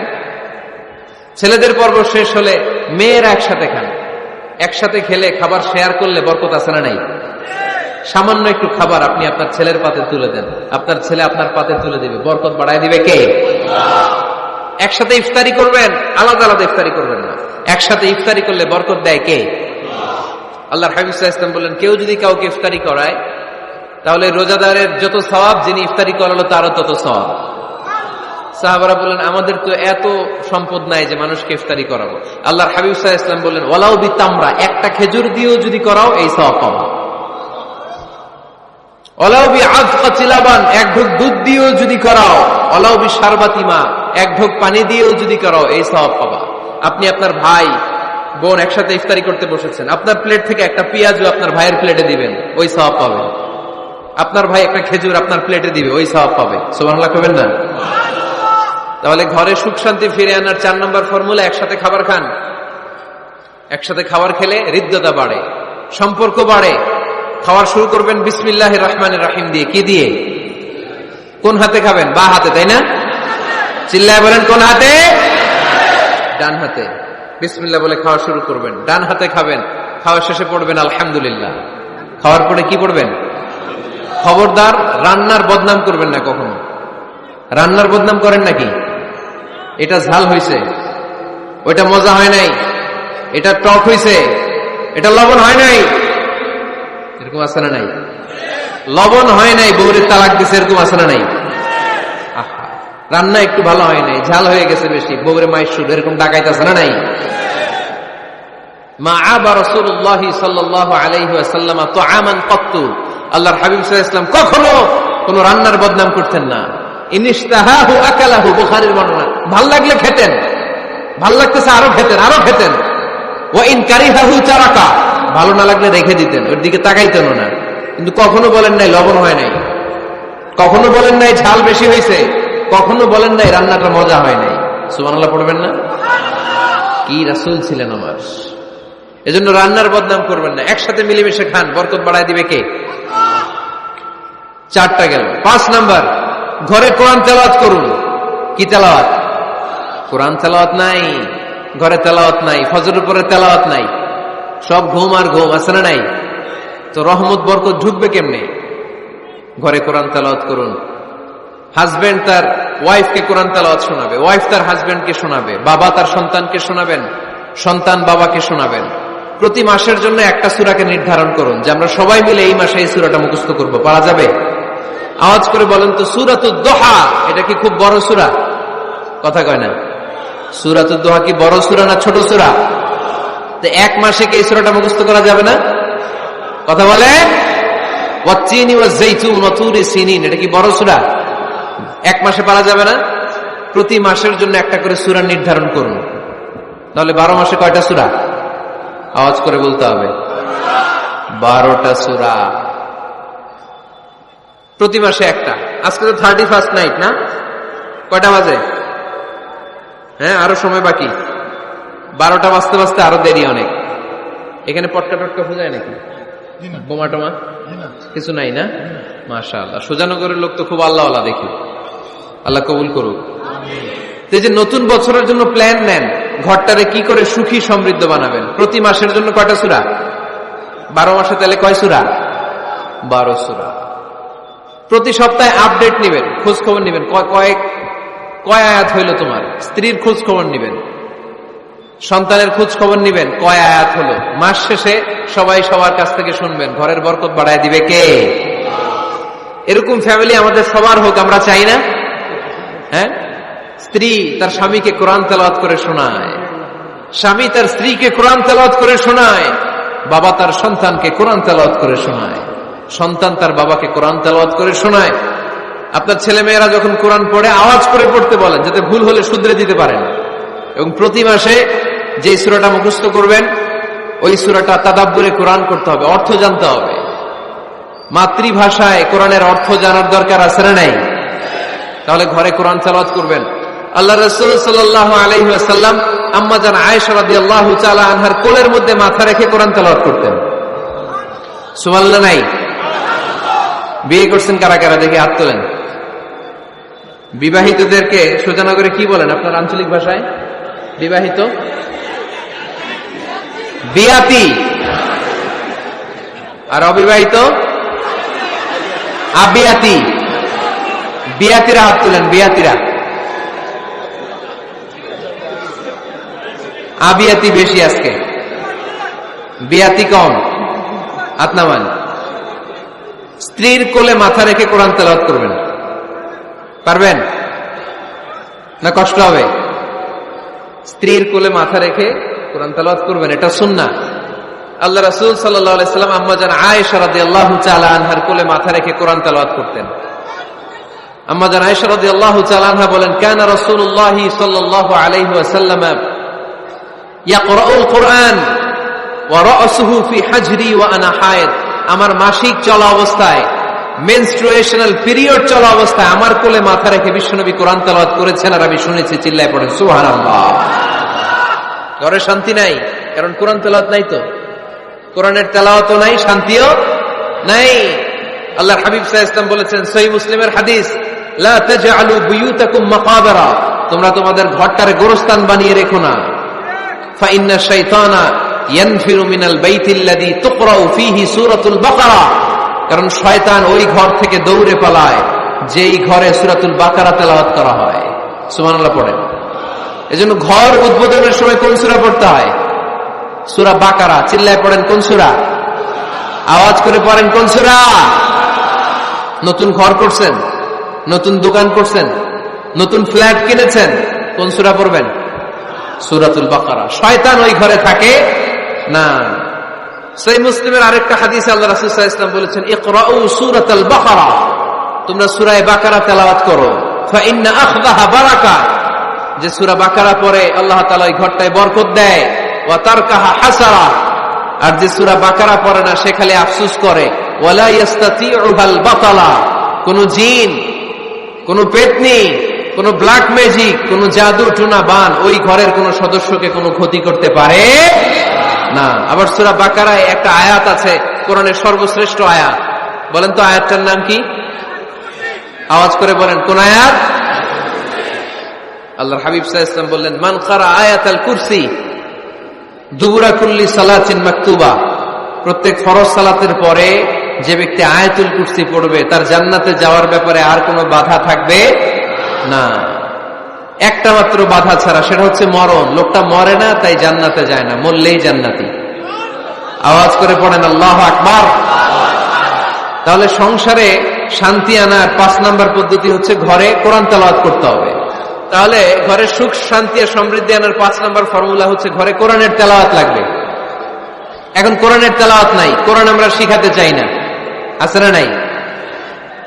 আমরা এখন ধর্মপ্রাণ হয়েছি কোরআন ছাড়া। কি ছাড়া? ধর্মপ্রাণ, ধর্মপ্রাণ, আমরা বড়ই ধর্মপ্রাণ। নামাজ রোজার কিছু নাই, ভুলেও ধরি না কোরআন। ধর্মপ্রাণ। রোজ সকালে শুনতাম আগে আল কোরআনের বাণী রে, আল কোরআনের বাণী। এখন শুনি সারে গামার দীপ্ত ফ্যানফ্যানানি। রোজ সকালে শুনতাম আগে আল কোরআনের বাণী রে, আল কোরআনের বাণী। এখন শুনি সারে গামার দীপ্ত ফ্যানফ্যানানি। ধর্মপ্রাণ মুসলমান আজকাল হয়েছে মডার্ন। ধর্মপ্রাণ, ধর্মপ্রাণ, আমরা বড়ই ধর্মপ্রাণ। নামাজ রোজার কিছু নাই, ভুলেও ধরি না কোরআন। ধর্মপ্রাণ, ঠিক না? প্রতিদিন কোরআন শিখায় যে তার পকেট যায় ফাঁকা রে, তার পকেট যায় ফাঁকা। সপ্তাহে 2 দিন গান শিখায় যে নেয় তো 1000 টাকা। ধর্মপ্রাণ মুসলমান আজকাল হয়েছে মডার্ন। ধর্মপ্রাণ, ধর্মপ্রাণ, আমরা বড়ই ধর্মপ্রাণ। নামাজ রোজার কিছু নাই, ভুলেও ধরি না কোরআন। ধর্মপ্রাণ। এরকম ধর্মপ্রাণ আমরা কেউ হতে চাই? প্রতিদিন ফজরের পরে আমার ঘর থেকে কোরআন তেলাওয়াত হোক, আমরা চাই কি চাই না? ঘরে সুখ সমৃদ্ধি আর শান্তি আসার মাধ্যম হচ্ছে কোরআন তেলাওয়াত করা। ঘরে কোরআন তেলাওয়াত বাড়ায় দেন, ঘরে শান্তি বাড়ায় দিবে কে? কয়টা গেল? হ্যাঁ, 5টা না? শুনতেছে তোমার সাহেব? 6 নাম্বার হচ্ছে মাঝে মাঝে বেড়াতে যাবেন। ভাবিরে নিয়ে বেড়াতে যাবেন, পারা যাবে? জি হয়। এই যে আপনাদের এখানে জাফলং আছে না? জাফলং আর কি আছে সিলেটে? মাধবকুণ্ড আর হাকামুখী, সবচেয়ে বড় হাওর বাংলাদেশে। আমি গিয়েছিলাম একবার। এই হাকালুকিতে যে 2 জন হারায় যাবেন, 2 জন 2 দিকে। পারা যাবে? যাবেন। আল্লাহ রাসূল সাল্লাল্লাহু আলাইহি ওয়াসাল্লাম যেতেন, স্ত্রীদেরকে নিয়ে মরুভূমিতে বেড়াতে যেতেন, আউটিং এ যান, মাঝে মাঝে ফ্যামিলি ট্যুরে যান। কুল সিরু ফিল আরদ সুম্মা আনজুরু কাইফা কানা আকিবাতুল মুকাজ্জিবিন। জমিনে ঘুরে বেড়াও আর দেখো মিথ্যাবাদীরা পৃথিবীতে কি করেছে আর তাদের সাথে আমি কি আচরণ করেছি, ঠিক কিনা? সুযোগ হলে মিশরে যান, ফেরাউনের লাশ দেখে আসেন। কারুনের বাড়িতে যান, ধ্বংসস্তূপ দেখে আসেন। পারলে জর্ডানে যান, মৃত সাগর দেখে আসেন। সমকামিতার কারণে লূত আলাইহিস সালামের কওমের লোকদেরকে আল্লাহ জমিন থেকে উঠে একটা আঘাত করেছেন জমিনে। ফাজআলনা আলিয়াহা সাফিলাহা, জমিনের উপরের মাটিকে আমি নিচে ঢুকিয়েছি, নিচের মাটিকে আমি উপরে ঢুকিয়েছি। উপর থেকে শিলা আর প্রস্তর বৃষ্টি নাজিল করে পুরো জমিনটারে আমি মাসাকার করে দিয়েছি। ওইখানে এখন ডেড সি, লোহিত সাগর, মৃত সাগর। ওখানে কোনো মাছ জন্মায় না, কোনো কাঁকড়া জন্মায় না, ব্যাঙ জন্মায় না, কিচ্ছু জন্মায় না। লবণের ডেনসিটি, ঘনত্ব এত বেশি, ওখানে কোনো মানুষ ডুবেও না। গজবের জায়গা। সুযোগ হলে দেখে আসেন। টাকা পয়সা ভালো থাকলে সময় হলে প্রায় ফ্যামিলি মেম্বারদেরকে নিয়ে উমরায় যান। কই যাবেন? উমরায় যান।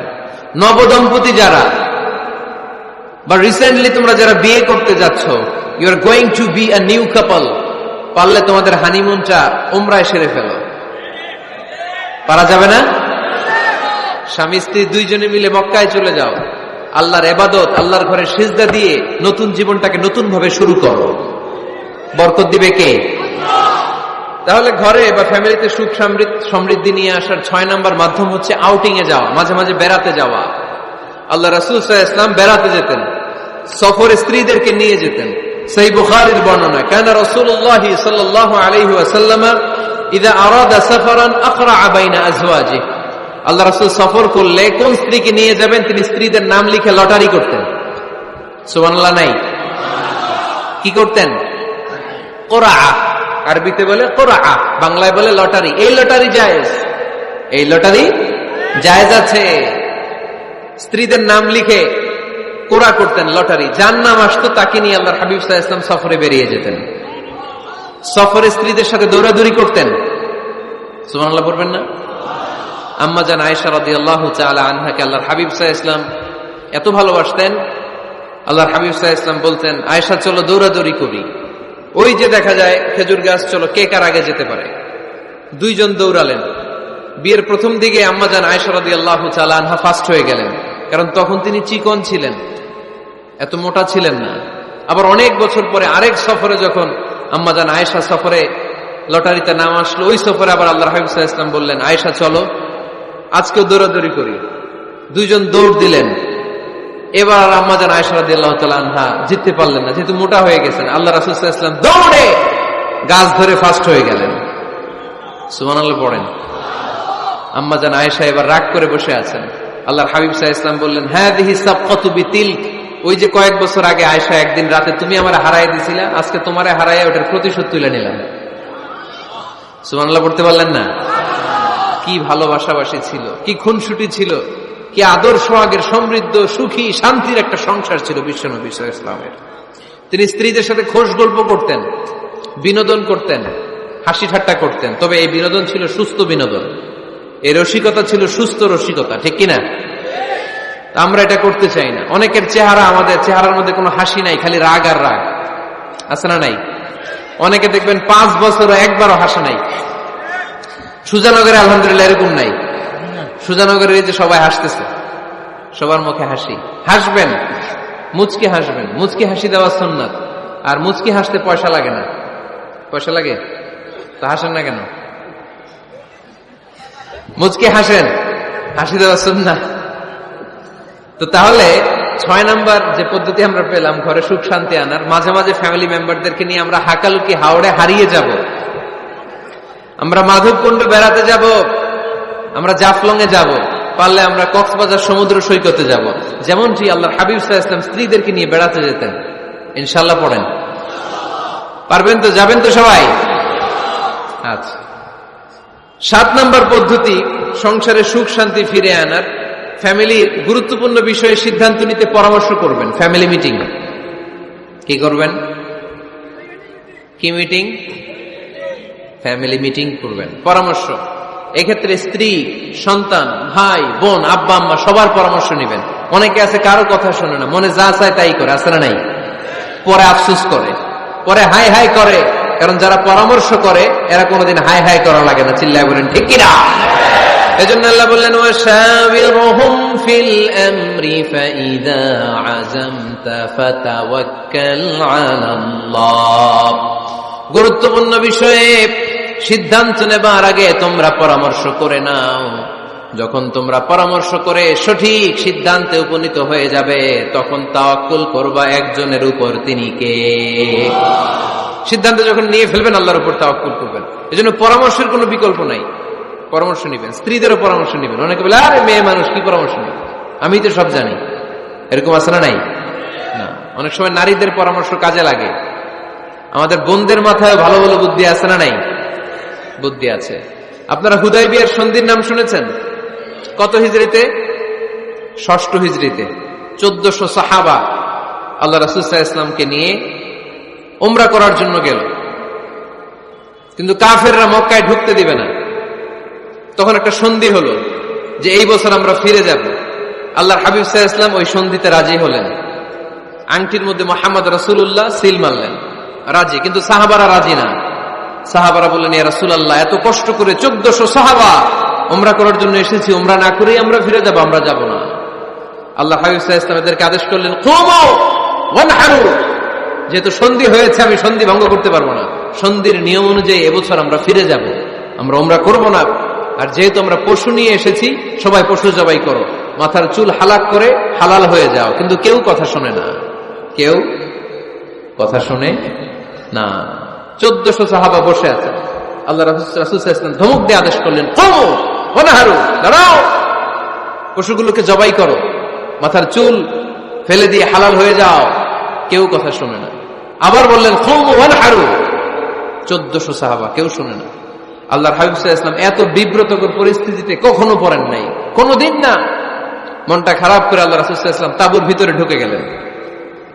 ওই সফরে লটারিতে নাম এসেছিল উম্মে সালামা রাদিয়াল্লাহু তাআলা আনহা।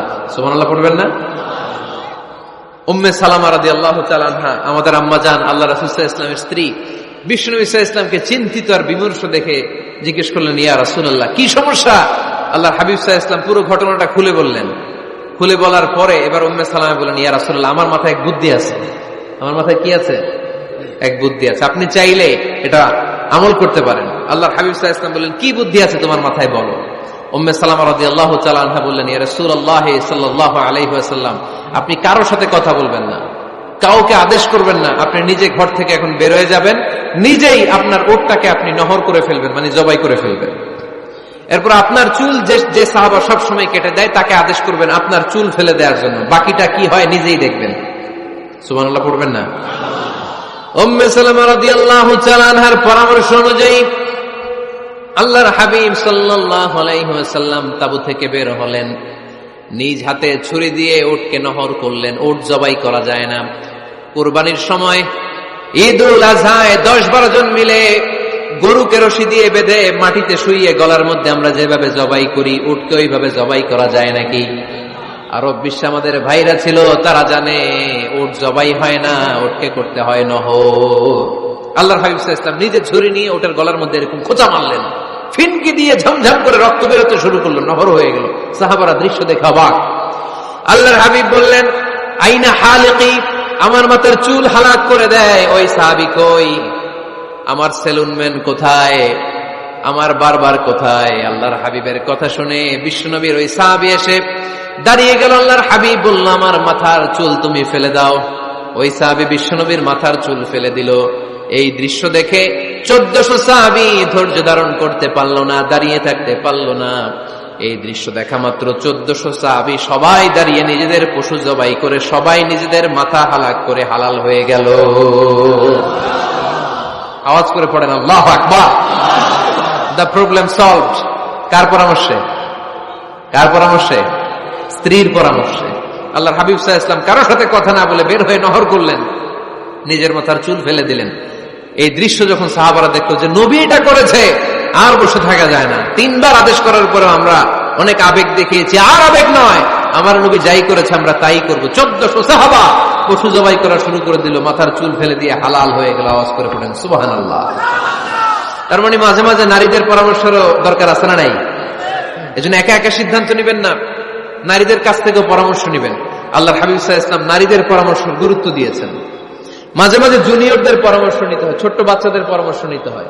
ছোট্ট বাচ্চাদেরকে বোকা মনে করবেন না, ছোট্ট ছেলে মেয়েদেরকে বোকা ভাববেন না, ওদের মাথায় বুদ্ধি আছে। মাঝে মাঝে জুনিয়ররা সিনিয়রদেরকে হারায় দেয়, আছে না নাই? আল্লাহর হাবিব সাল্লাল্লাহু আলাইহি ওয়াসাল্লামের একটা বৈশিষ্ট্য ছিল, তিনি কিছু খেলে খাওয়ার পরে বন্টন করলে কোন দিক দিয়ে করতেন? আওয়াজ করে বলেন না, ডান দিক থেকে। একবার তিনি দুধ খেলেন, দুধ খেয়ে বন্টন করবেন, কিন্তু ডান দিকে দাঁড়িয়ে ছিল একটা ছোট্ট ছেলে আর বাঁ দিকে মুরব্বী সাহাবারা। আল্লাহর হাবিব সাল্লাল্লাহু আলাইহি ওয়াসাল্লাম এই ছোট্ট ছেলের কাছ থেকে অনুমতি চাইলেন। তার মানে ছোট্টদেরও পরামর্শের দরকার আছে না নাই? আল্লাহর হাবিব বললেন, আতাযানু লি আন উ'তিয়া হাউলা, আমার স্বভাব হলো খাবার বন্টনের সময় ডান দিক থেকে করি, কিন্তু এখন ডান দিকে তুমি ছোট্ট মানুষ, বাম দিকে বয়স্ক সাহাবারা, তুমি যদি অনুমতি দাও তোমার আগে বয়স্ক সাহাবাদেরকে দিয়ে আমি খাবার বিতরণ করতে চাই। ছোট্ট ছেলেটা বলল, ইয়া রাসূলুল্লাহ লা উসিরু বিনাসিবি মিনকা হাদান, আপনার এই বরকতের জিনিস আমি অন্য কাউরে দিতে চাই না, আমার ভাগেরটা আমি আগে খাইতে চাই, যেহেতু হিসাবে আমি পাই, আমারে আগে দেন, আমি দিব না। সুবহানাল্লাহ পড়েন। সে যেহেতু রাজি হয় নাই, আল্লাহ রাসূল সাল্লাল্লাহু আলাইহি ওয়াসাল্লাম দিতেও পারে নাই। আল্লাহর হাবিব সাল্লাল্লাহু আলাইহি ওয়াসাল্লাম দুধের পেয়ালাটা মুরব্বিদের হাতে না দিয়ে ছোট্ট বাচ্চার হাতে তুলে দিয়েছে। চিল্লায় পড়েন আল্লাহু আকবার। তাহলে ছোট্ট বাচ্চাদের পরামর্শের দলিল আছে না নাই? আল্লাহ রাসূল সাল্লাল্লাহু আলাইহি ওয়াসাল্লাম একবার ওয়াজ করতেছেন, সহিহ বুখারীর বর্ণনা। আল্লাহর হাবিব সাল্লাল্লাহু আলাইহি ওয়াসাল্লাম বললেন, ইন্না মিনাশ শাজারি শাজারা, এক ধরনের গাছ আছে, লা ইয়াসকুতু ওয়ারাকুহা, যেই গাছের পাতা কোনোদিন ঝরে না, পাতা পড়ে না, একটা গাছ আছে। মাসালুহা কামাসালিল মুসলিম, এই পাতার দৃষ্টান্ত মুসলিমের দৃষ্টান্ত একই। হাদিসুনি মা হিয়া, দেখি তো কোন সাহাবী বলতে পারে এটা কোন গাছ। আল্লাহর হাবিব বললেন, এমন একটা গাছ আছে যেই গাছের কোনো পাতা ঝরে না। এই পাতার দৃষ্টান্ত, গাছের দৃষ্টান্ত, মুমিনের দৃষ্টান্ত একরকম। ফাহাদিসুনি মা হিয়া, কে আছো বলতে পারো এটা কোন গাছ? কেউ পারে না। সাহাবারা মনে করছে এটা মরুভূমির কোন একটা গাছ হবে। কেউ বাড়ির পাশে যে খেজুর গাছ আছে এটা খেয়াল করে নাই, সবাই চলে গেছে অন্য গাছের দিকে। ক্যাকটাস, গুলমলতা, মরুভূমির রেয়ার যে গাছগুলো আছে, দুর্লভ দুষ্প্রাপ্য গাছগুলো, তারা এক একজন একটার পর নাম বলতে আরম্ভ করলো। আল্লাহ রাসূল সাল্লাল্লাহু আলাইহি ওয়াসাল্লাম বললেন হয় নাই, একজন বলে একটা, আল্লাহর হাবিব বললেন হয় নাই। সবশেষে কেউ যখন পারে না, আল্লাহ রাসূল সাল্লাল্লাহু আলাইহি ওয়াসাল্লাম বললেন, ইন্নাহা নাখলা, এটা খেজুর গাছ। এটা কি গাছ? সবাই বলেন কি গাছ? খেজুর গাছ। কেউ পারে নাই। ওয়াজ শেষ, নসিহত শেষ, সবাই বাড়ি ফিরে যাচ্ছে। সাইয়েদনা ওমর ফারুক রাদিয়াল্লাহু তাআলা আনহু উনি ওনার ছেলে আব্দুল্লাহ ইবনে ওমরকে নিয়ে যাচ্ছে। আব্দুল্লাহ ইবনে ওমর হঠাৎ করে বললেন, আব্বা, আল্লাহ রাসূল যখন জিজ্ঞেস করেছিল এটা কোন গাছ, আমি কিন্তু জানতাম এটা খেজুর গাছ, আমি কিন্তু জানতাম। ওমর ফারুক বললেন, বলো নাই কেন? আব্দুল্লাহ ইবনে ওমর বলেন, আব্বা, আপনি পারেন না, আমার চাচা আবু বকর পারে না, মুরব্বী সাহাবারা কেউ পারে না, আমি মাঝখান দিয়ে কেমনে বেয়াদবি করি? সুবহানাল্লাহ পড়বেন না? ওমর ফারুক বললেন, বলো কি, তুমি যদি আজকে বিশ্বনবীর সামনে উত্তরটা দিতে পারতা, আমার ছেলে উত্তর দিতে পেরেছে, এটা জেনে আমার বুকটা এত বড় হয়ে যেত। ও আব্দুল্লাহ, কেন তুমি বললে না? আজকে কেউ প্রশ্নের উত্তর করতে পারে নাই, তুমি যদি বিশ্বনবীর সামনে দাঁড়িয়ে প্রশ্নের উত্তর করতে পারতা, আমার বুকটা এত বড় হয়ে যেত। কেন বললা না? তুমি বললে আমি বড্ড খুশি হয়ে যেতাম। সুবহানাল্লাহ পড়েন। তার মানে মাঝে মাঝে জুনিয়ররা সিনিয়রদেরকেও হার মানায় দেয়, এরকম আছে না নাই? এজন্য পরামর্শ করবেন, অবশ্যই পরামর্শ করবেন। সাইয়েদনা ওমর ফারুক যখন খলিফা, তিনি মুরব্বীদের মিটিং এ একটা ছোট্ট বাচ্চাকে রাখতেন, অল্প বয়স্ক এক সাহাবী। ওই সাহাবীর নাম আব্দুল্লাহ ইবনে আব্বাস রাদিয়াল্লাহু তাআলা আনহু। মুরব্বীরা মনে কষ্ট পেলেন, কিরে, এই ছেলের সমান নাতি আছে আমার ঘরে, আমার নাতি আছে, এই ছেলের সমান এই ছেলেকে কেন রাখে? ওমর ফারুক বললেন, একদিন দেখাই দিব আপনাদেরকে কেন রাখি। ওমর ফারুক একদিন সবাইকে বললেন, ইযা জাআ নাসরুল্লাহি ওয়াল ফাতহ ওয়া রাআইতান নাসা ইয়াদখুলুনা ফি দীনিল্লাহি আফওয়াজা। এটা কোন প্রেক্ষাপটে নাজিল হয়েছে আপনারা কে জানেন বলেন তো? এক সাহাবী বললেন, এই সূরা দ্বারা বোঝানো হয়েছে আমাদের যখন বিজয় অর্জিত হবে তখন যেন আমরা বেশি বেশি আল্লাহর প্রশংসা করি। ওমর ফারুক বললেন, উত্তর হয় নাই। আরেক বয়স্ক সাহাবী বললেন, আমাদেরকে রব্বুল আলামিন বড় বড় শহর বিজয়ের ব্যাপারে আদেশ দিয়েছে, এই সূরা দ্বারা আমি এটা বুঝেছি। ওমর ফারুক বললেন, হয় নাই। কেউ যখন উত্তর করতে পারে নাই, ওমর ফারুক বললেন, ও আব্দুল্লাহ ইবনে আব্বাস, তুমি এই সূরার ব্যাপারে কি জানো? আব্দুল্লাহ ইবনে আব্বাস বলেন, হুয়া আজালু রাসূলিল্লাহ, এই সূরা দ্বারা বিশ্ব নবীর আগাম মৃত্যুকে বোঝানো হয়েছে। ইযা জাআ নাসরুল্লাহি ওয়াল ফাতহ, নবী হে, যখন বিজয় আসবে, আল্লাহর পক্ষ থেকে সাহায্য আসবে, ওয়া রাআইতান নাসা ইয়াদখুলুনা ফি দীনিল্লাহি আফওয়াজা, আপনি দেখবেন দলে দলে বানের পানির মতো লোকজন কালিমার ছাতার নিচে প্রবেশ করতেছে। তো সবাই যখন কালিমা পড়ে মুসলমান হয়ে যাবে, সবাইকে মুসলমান বানানোই ছিল বিশ্বনবীর মিশন। মিশন যখন কমপ্লিট, নবী থাকার পৃথিবীতে আর দরকার নাই। এই সূরা দ্বারা আল্লাহ বুঝিয়েছেন বিশ্বনবী পৃথিবীতে আর বেশি দিন বেঁচে নাই। চিল্লায় বলেন ঠিক কিনা? ওমর ফারুক ডেকে বললেন, আব্দুল্লাহ, মারহাবা, মারহাবান বিকা ইয়া আব্দুল্লাহ ইবনে আব্বাস। ও আব্দুল্লাহ ইবনে আব্বাস, মাশাআল্লাহ তাবারাকাল্লাহ, কেউ সঠিক উত্তর না দিতে পারলেও তুমি সঠিক উত্তর দিয়েছো। তুমি এই সূরার ব্যাপারে যতটুকু জানো আমিও জানি ততটুকু। পড়েন সুবহানাল্লাহ। তুমি সঠিক উত্তর দিয়েছো। এই হাদিসগুলো প্রমাণ করে মাঝে মাঝে জুনিয়ররা সিনিয়রদেরকেও হারিয়ে দেয়। চিল্লায় বলেন ঠিক কিনা? এজন্য মাঝে মাঝে বাচ্চা ছেলেদেরও পরামর্শের দরকার আছে না নাই? ঘরে সুখ নাই, শান্তি নাই, কারণ পরামর্শ করেন না তো। আব্বা আম্মার পরামর্শ নেন, স্ত্রীদের পরামর্শ নেন, ছেলে মেয়েদের পরামর্শ নেন। গুরুত্বপূর্ণ সিদ্ধান্ত নেওয়ার আগে পরামর্শ করে সিদ্ধান্তগুলো নেওয়ার দরকার আছে না নাই? পরামর্শ করে ফ্যামিলি মিটিং এ যদি আমরা সিদ্ধান্ত নেই, ওই সিদ্ধান্তে বরকত দিবে কে? আওয়াজ করে বলেন ওই ঘরটারে বরকতময় করে কে? কয়টা গেল? 7টা। 8 নাম্বার হচ্ছে প্রত্যেকটা ঘরে এক একটা পারিবারিক পাঠাগার গড়া চাই, ফ্যামিলি লাইব্রেরি। কার কার ঘরে পারিবারিক পাঠাগার আছে দেখি সুজানগরে? মাশাআল্লাহ, মাশাআল্লাহ পড়েন, আওয়াজ করে পড়েন মারহাবা। যাদের ঘরে নাই তাদের ঘরে একটা পাঠাগারের দরকার আছে না নাই?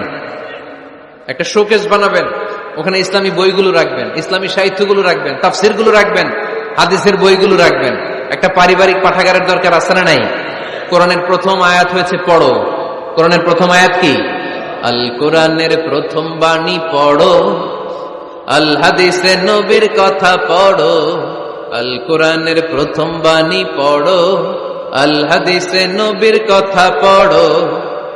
পড়ে পড়ে শেখো, শিখে শিখে তুমি তোমার নিজের জীবন গড়ো। পড়েন আমিন। কোরআনের প্রথম কথা কি? ইকরা, পড়ো। কোরআনের প্রথম কথা কি? ইকরা বিসমি রাব্বিকাল্লাযী খালাক, খালাকাল ইনসানা মিন আলাক।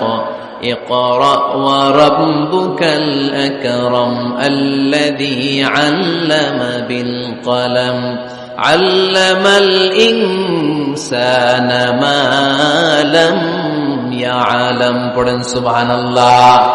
পড়ো তোমার প্রভুর নামে যিনি তোমায় শিখিয়েছেন। Read in the name of your Lord who has created. পড়ো, পড়ার কোনো বিকল্প নাই, আপনার পড়তেই হবে। বেঁচে আছেন পড়েন, সুস্থ তো পড়েন, অসুস্থ পড়েন, মরে যাচ্ছেন তখনও পড়েন, পড়তে পড়তে মরেন। ও মিয়া, মরার সময় পড়ার দরকার আছে না নাই? মরার সময় পড়বেন লা ইলাহা ইল্লাল্লাহ মুহাম্মাদুর। এটা না পড়লে হবে? তার মানে মরার সময় পড়তে হবে। চিল্লায় বলেন ঠিক কিনা? তাহলে সুখী, সমৃদ্ধ, আলোকিত একটা পরিবার গড়ার 8 নম্বর পয়েন্ট হচ্ছে একটা ফ্যামিলি লাইব্রেরি। প্রত্যেকটা ঘরে একটা পাঠাগার থাকা চাই। আজ থেকে এই যে 2019 সালের শেষ রজনী, 2020 সাল শুরু হবে আর ঘন্টাখানিক পরেই আমরা এই সিদ্ধান্ত যেন নেই যে আমাদের প্রত্যেকের ঘরে আমরা যেন ছোট্ট করে একটা পাঠাগার বানাই। ওখানে যেন বিভিন্ন ধরনের বই, বিভিন্ন ধরনের বইয়ের কালেকশন রাখি। বই কিনুন, বই পড়ুন, প্রিয়জনকে বই উপহার দিন। বই কিনে কেউ কোনোদিন দেউলিয়া হয় নাই, ঠিক কিনা? পড়তে রাজি আছেন তো? এই যে কোরআনের বঙ্গানুবাদ পাওয়া যায় না এখন, কথা বলেন। স্মার্টফোন আছে কার কার দেখি? হ্যাঁ, কারা কারা স্মার্ট দেখি? হাজার হাজার স্মার্ট, মাশাআল্লাহ। এই স্মার্টফোনের ভেতরে আল কোরআন নামে বাংলায় কোরআনের একটা অ্যাপস পাওয়া যায়। কথা বলেন, পাওয়া যায় কি যায় না? আজকে থেকে এই অ্যাপসটা ডাউনলোড করে প্রতিদিন 1 আয়াত, 2 আয়াত, 3 আয়াত করে পড়া শুরু করে দেন। বাঁচতে হলে পড়তে হবে, বাঁচতে হলে জানতে হবে, ঠিক কিনা? এই স্লোগান আমাদেরকে শিখায়। এই স্লোগান তো আল্লাহ, এই স্লোগান দিয়েই তো আল্লাহ কোরআন শুরু করছে। ইকরা বিসমি রাব্বিকাল্লাযী খালাক। বাঁচতে হলে জানতে হবে, বাঁচতে হলে পড়তে হবে, পড়ার কোনো বিকল্প নাই। আওয়াজ করে বলেন ঠিক কিনা? সুজানগরের ভাইয়েরা, মোবাইলের অ্যাপসের ভেতরে আমরা কোরআন রাখতে রাজি আছি তো সবাই? হাদিসের অ্যাপস ডাউনলোড করতে রাজি আছি তো? বাস রাজি আছি, ডাউনলোড করে রাখা দেবো, আর কেউ পড়বো না নাকি? হ্যাঁ, প্রতিদিন একটা আয়াত হলেও যেন আমরা পড়ি। আল্লাহ যা বলা দরকার সব বলে দিয়ে গেছে, নতুন করে আর কিছু বলবে না। আমরা যেন পড়াশোনা করি, আমরা যেন একটা পাঠাগার বানাই। আবারও কখনো আসার সুযোগ হলে আমি জিজ্ঞেস করবো, যদি আমার মনে থাকে যে আপনাদের পাঠাগার আছে কার কার ঘরে, সেদিন সবার হাত তুলতে হবে। এমনি পারা যাবে তো? আল্লাহ তুমি তৌফিক দাও। কয়টা গেল? 8টা। ঘরে সুখ শান্তি ফিরে আনার 9 নম্বর খুব জরুরি একটা পয়েন্ট, সেটা হচ্ছে ফ্যামিলি মেম্বারসদের মধ্যে মিউচুয়াল রেসপেক্ট লাগবে, পারস্পরিক শ্রদ্ধাবোধ। কেউ কারো দোষ খোঁজা যাবে না, কিন্তু আমরা দোষ খোঁজায় ব্যস্ত, ঠিক কিনা? ইগো ইগো ইগো আমাদেরকে শেষ করে দিল। ইগো প্রবলেম আছে না নাই? বৌমা শাশুড়ির দোষ খুঁজে, শাশুড়ি দোষ খুঁজে বৌমার। এগুলো আমাদের এলাকায়, সুজানগরে নাই। হ্যাঁ, আছে আছে আছে।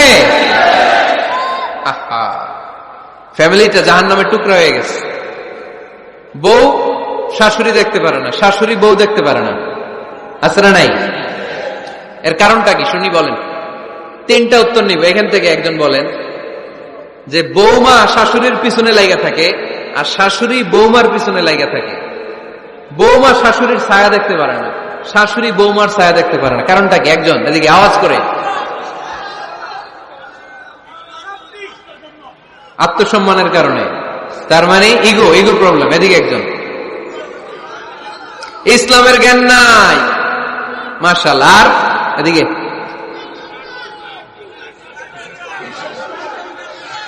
স্টার জলসা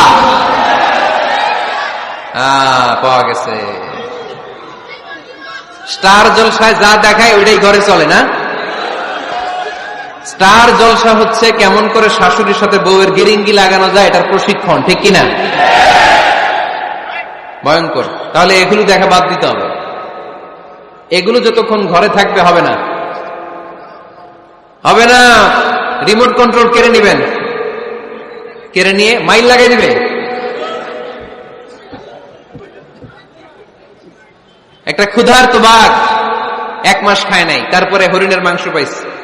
ওই বাঘের বুঝ দিল বাঘের কাছ থেকে হরিণের মাংস টেনে নেওয়া যায়, কিন্তু আমাদের মা বোনদের হাত থেকে হিন্দি সিরিয়ালের জন্য টিভির রিমোট কন্ট্রোল কেড়ে নেওয়া যায় না। দিবে না রিমোট কন্ট্রোল। তো এজন্য আপনাদের কথা অনুযায়ী এই জি বাংলা স্টার জলসা হিন্দি সিরিয়াল হচ্ছে বৌমা শাশুড়ির গিরিঙ্গি বা দ্বন্দ্বের প্রধানতম কারণ। তাহলে হিন্দি সিরিয়ালকে ঝাড়ু পেটা করে বের করে দিতে হবে। এগুলোর সাথে মুসলিম পরিবারের কোন সম্পর্ক। আর কিছু কারণ আছে, এগুলো আমি বের করছি, শুনবেন। বৌমা শাশুড়ির এই ঝগড়ার প্রধান কারণ হচ্ছে জেনারেশন গ্যাপ, ঠিক কিনা? শাশুড়ি এক জেনারেশনের আর বৌমা আরেক জেনারেশনের। শাশুড়ি ভাবে একরকম, বৌমা ভাবে আরেক রকম। শাশুড়ি চায় বউর উপর খবরদারি করতে, বউ চায় শাশুড়ির উপর খবরদারি করতে। এই ডমিনেটিং এর কারণে কিলাকিলি আছে না নাই? এটা ঠিক না। আমার শাশুড়ি মায়েরা যারা আছেন, প্রথমে শাশুড়ি দিয়ে শুরু করি। আমার মাইকের আওয়াজ যে ঘরগুলাতে যায়, আমার শাশুড়ি মাদেরকে বলবো বউদের উপর অত্যাচার করবেন না। ছেলেরে প্রশ্ন করে, তোর কাছে তোর বউ বড় না আমি বড়? আছে না নাই? এটা একটা প্রশ্ন হইল। তোর বউ বড় না আমি বড়? দুইজনেই বড়। তো এক ছেলে সুন্দর উত্তর দিছে, আমার কাছে ভালো লাগছে উত্তরটা শুনে। এক মা প্রশ্ন করছে, তোর এতদিন আমি লালন পালন করে বড় করলাম, জীবন যৌবন তোর জন্য শেষ করলাম, আজকে বউ পাইয়া বউ তোর আপন হয়ে গেল। এবার ছেলে উত্তর দিছে, মা আমার মুখ থেকে মা ডাক শোনার জন্য তুমি কি কষ্টটাই না করছো জীবনে। 10 মাস আমারে পেটে ধারণ করলা, খাইতে পারো নাই, বমি করছো, খালি ওষুধ খাইছো, তোমার পেট কেটে আমারে বের করা হয়েছে, 2 বছর আমারে দুধ খাওয়াইছো, পেশাব পায়খানা পরিষ্কার করেছো। বয়স যখন 3-4 তখন তোমার আমি মা ডাকছি। এই মা ডাকটা শোনার জন্য তুমি এত কষ্ট করছো। আর আরেকবারের মাইয়া এই ঘরে আইসাই তোমার মা ডাকা শুরু করছে। যেই মেয়েটা তোমারে মা ডাকে সে আমার আপন হবে না কেন মা? ঠিক কিনা? এই মা ডাক শোনার জন্য তুমি এত কষ্ট করলা, আমার লালন পালন করলা, 10 মাস পেটে ধরলা, পেশাব পায়খানা পরিষ্কার করলা, এরপরে মা ডাক শুনতে পারছো। আর আরেকবারের মেয়ে জানা নাই চিনা নাই এসেই তোমার ডাকা শুরু করছে মা। তো যে আমার মারে মা ডাকে তার স্থান তো আমার কলিজায়, ঠিক কিনা? শাশুড়ি আম্মারা যারা আছেন প্লিজ বৌমাদেরকে কষ্ট দিয়েন না। অনেক শাশুড়ি আছে পান থেকে চুন খসলে রেগে যায়, পদে পদে স্ত্রীর ভুল ধরে, বউয়ের ভুল ধরে, আছে না নাই? এটা করবেন না। সে তো নতুন, আপনার অনেক এক্সপিরিয়েন্স হতে তার সময় লাগবে। তাকে সময় দিন, তাকে ভালোবাসুন, ঠিক কিনা? না বুঝে সামান্যতে বৌমারে বদদোয়া দেয়, এরকম আছে না নাই? কিন্তু বুঝতে চায় না বৌমারে যদি বদদোয়া দেয় তাহলে তার নিজ ছেলের পরিবারের ক্ষতি। পেটে ধরা যে ছেলে, ছেলের পরিবারের কিন্তু ক্ষতি, তার আপন নাতি নাতনিদেরই ক্ষতি। আওয়াজ করে বলেন ঠিক কিনা? বৌমাকে বদদোয়া দিয়েন না। বৌমাকে নিজের মেয়ের মতো দেখবেন। সমাধান আমি দিচ্ছি। কেমন দেখতে হবে? নিজের মেয়ের মতো। নিজের মেয়ে সকালে ঘুম থেকে উঠে 11টা, এটা সমস্যা নাই। বৌমা কেন উঠলো না, ওইখানেই ঝামেলা আছে না নাই? মেহেরবানি করে আপনার বৌমাকে আপনার নিজের মেয়ের মতো দেখেন। নিজের মেয়েরে যেমনি আদর করেন তাকেও অমনি আদর করেন। আপনার বৌমারে যদি আপনি কষ্ট দেন, মনে রাখবেন আপনার নিজের মেয়েটাও আরেকবারের বউ হয়ে কয়েকদিন পরে যাবে। আপনি যা যা করবেন আপনার মেয়েকেও তারা ওই রকম কষ্ট দিয়ে বাড়িতে ফিরিয়ে দিবে। চিল্লায় বলেন ঠিক কিনা? খবরদার, টিট ফর ট্যাট। ইটটি মারলে পাটকেলটি খেতে হয়। এজন্য শাশুড়ি আম্মা জানারা যারা আছেন, বৌমার সাথে খারাপ আচরণ করবেন না মেহেরবানি করে। তাকে আপনি কষ্ট দিলে আপনার নিজের মেয়েটাও আরেক বাড়ির বৌমা হবে, সেও ওই বাড়িতে এই কষ্টগুলো ভোগ করবে। এগুলো যখন আপনি শুনবেন তখন আপনার চোখ দিয়ে পানি পড়বে কি পড়বে না? পড়বে। এবার আসেন বৌমার কথা বলি। বৌমা যারা আছেন মেহেরবানি করে, বৌমা যারা আছেন মেহেরবানি করে আপনার শাশুড়ি আম্মাকে নিজের মায়ের জায়গায় রাখবেন। আপনার বাড়ি ছেড়ে নতুন বাড়িতে আসছেন, তো এটাই তো আপনার বাড়ি। আপনার মা রেখে দিয়ে নতুন মা পাইছেন, এটাই তো আপনার মা। তো উনাকে মায়ের জায়গায় বসাতে আপনার সমস্যাটা কোথায়? বৌমারা খেয়াল রাখবেন, আপনি আপনার শাশুড়ির সাথে যে আচরণটা করতেছেন, আপনার শেষ বয়সে আপনার ছেলের বিয়ে দেওয়ার পরে যে বৌমাটা আসবে ওই আচরণই আপনাকে ফিরিয়ে দিবে। The nature has its own return. প্রকৃতির একটা মাইর আছে, এটা শেষ মাইর, এটা শেষ খেলা। প্রকৃতির খেলা বড় খেলা। আপনি আপনার শাশুড়ির সাথে যে আচরণ করবেন, আপনার শেষ বয়সে আপনি একদিন শাশুড়ি হবেন, এটা মাথায় রাখবেন। ওই আচরণই আপনি ফিরে পাবেন। আওয়াজ করে বলতে হবে ঠিক কিনা? এজন্য 9 নম্বর পয়েন্টস হচ্ছে মিউচুয়াল রেসপেক্ট। সবাই যেন সবাইকে ভালোবাসি। দোষ ছাড়া মানুষ নাই, সবার দোষ আছে। আমরা যেন একে অন্যের দোষ না খুঁজি। বৌমারা, আপনাদের কেন যদি আমার মাইকের আওয়াজ যায়, অল্প কিছু টেকনিক অবলম্বন করলে আপনি আপনার শাশুড়ির মন জয় করতে পারবেন। শাশুড়িরা আসলে বেশি কিছু চায় না। আগের জামানার মানুষ তো, এদেরকে ওইভাবে হাত করতে হবে। মাঝে মাঝে একটু শাশুড়ির মাথায় তেল দিয়ে দিন, চুলে তেল দিয়ে দিবেন আর কি, মাঝে মাঝে চুল আশ্রয় দিবেন। এগুলো কিন্তু খুব পছন্দ করে শাশুড়িরা। ওনার প্রেশারটা একটু মেপে দিবেন, ডায়াবেটিক্সের ওষুধটা খাইলো কিনা সময় মতো খোঁজ নিবেন, কি পছন্দ করে খেতে একটু রান্না করে দিবেন। যেই বক্তার ওয়াজ শুনতে পছন্দ করে ওই বক্তার ওয়াজগুলো ডাউনলোড করে শাশুড়ি আম্মাকে দিবেন, ইসলামী বই দিবেন। দেখবেন বয়স্ক নারীরা মাহফিল যেতে খুব পছন্দ করে, ওয়াজ শুনতে খুব পছন্দ করে, নবীদের কাহিনীগুলো শুনতে পছন্দ করে। বসায় বসায় একটু কাহিনীগুলো শোনাবেন।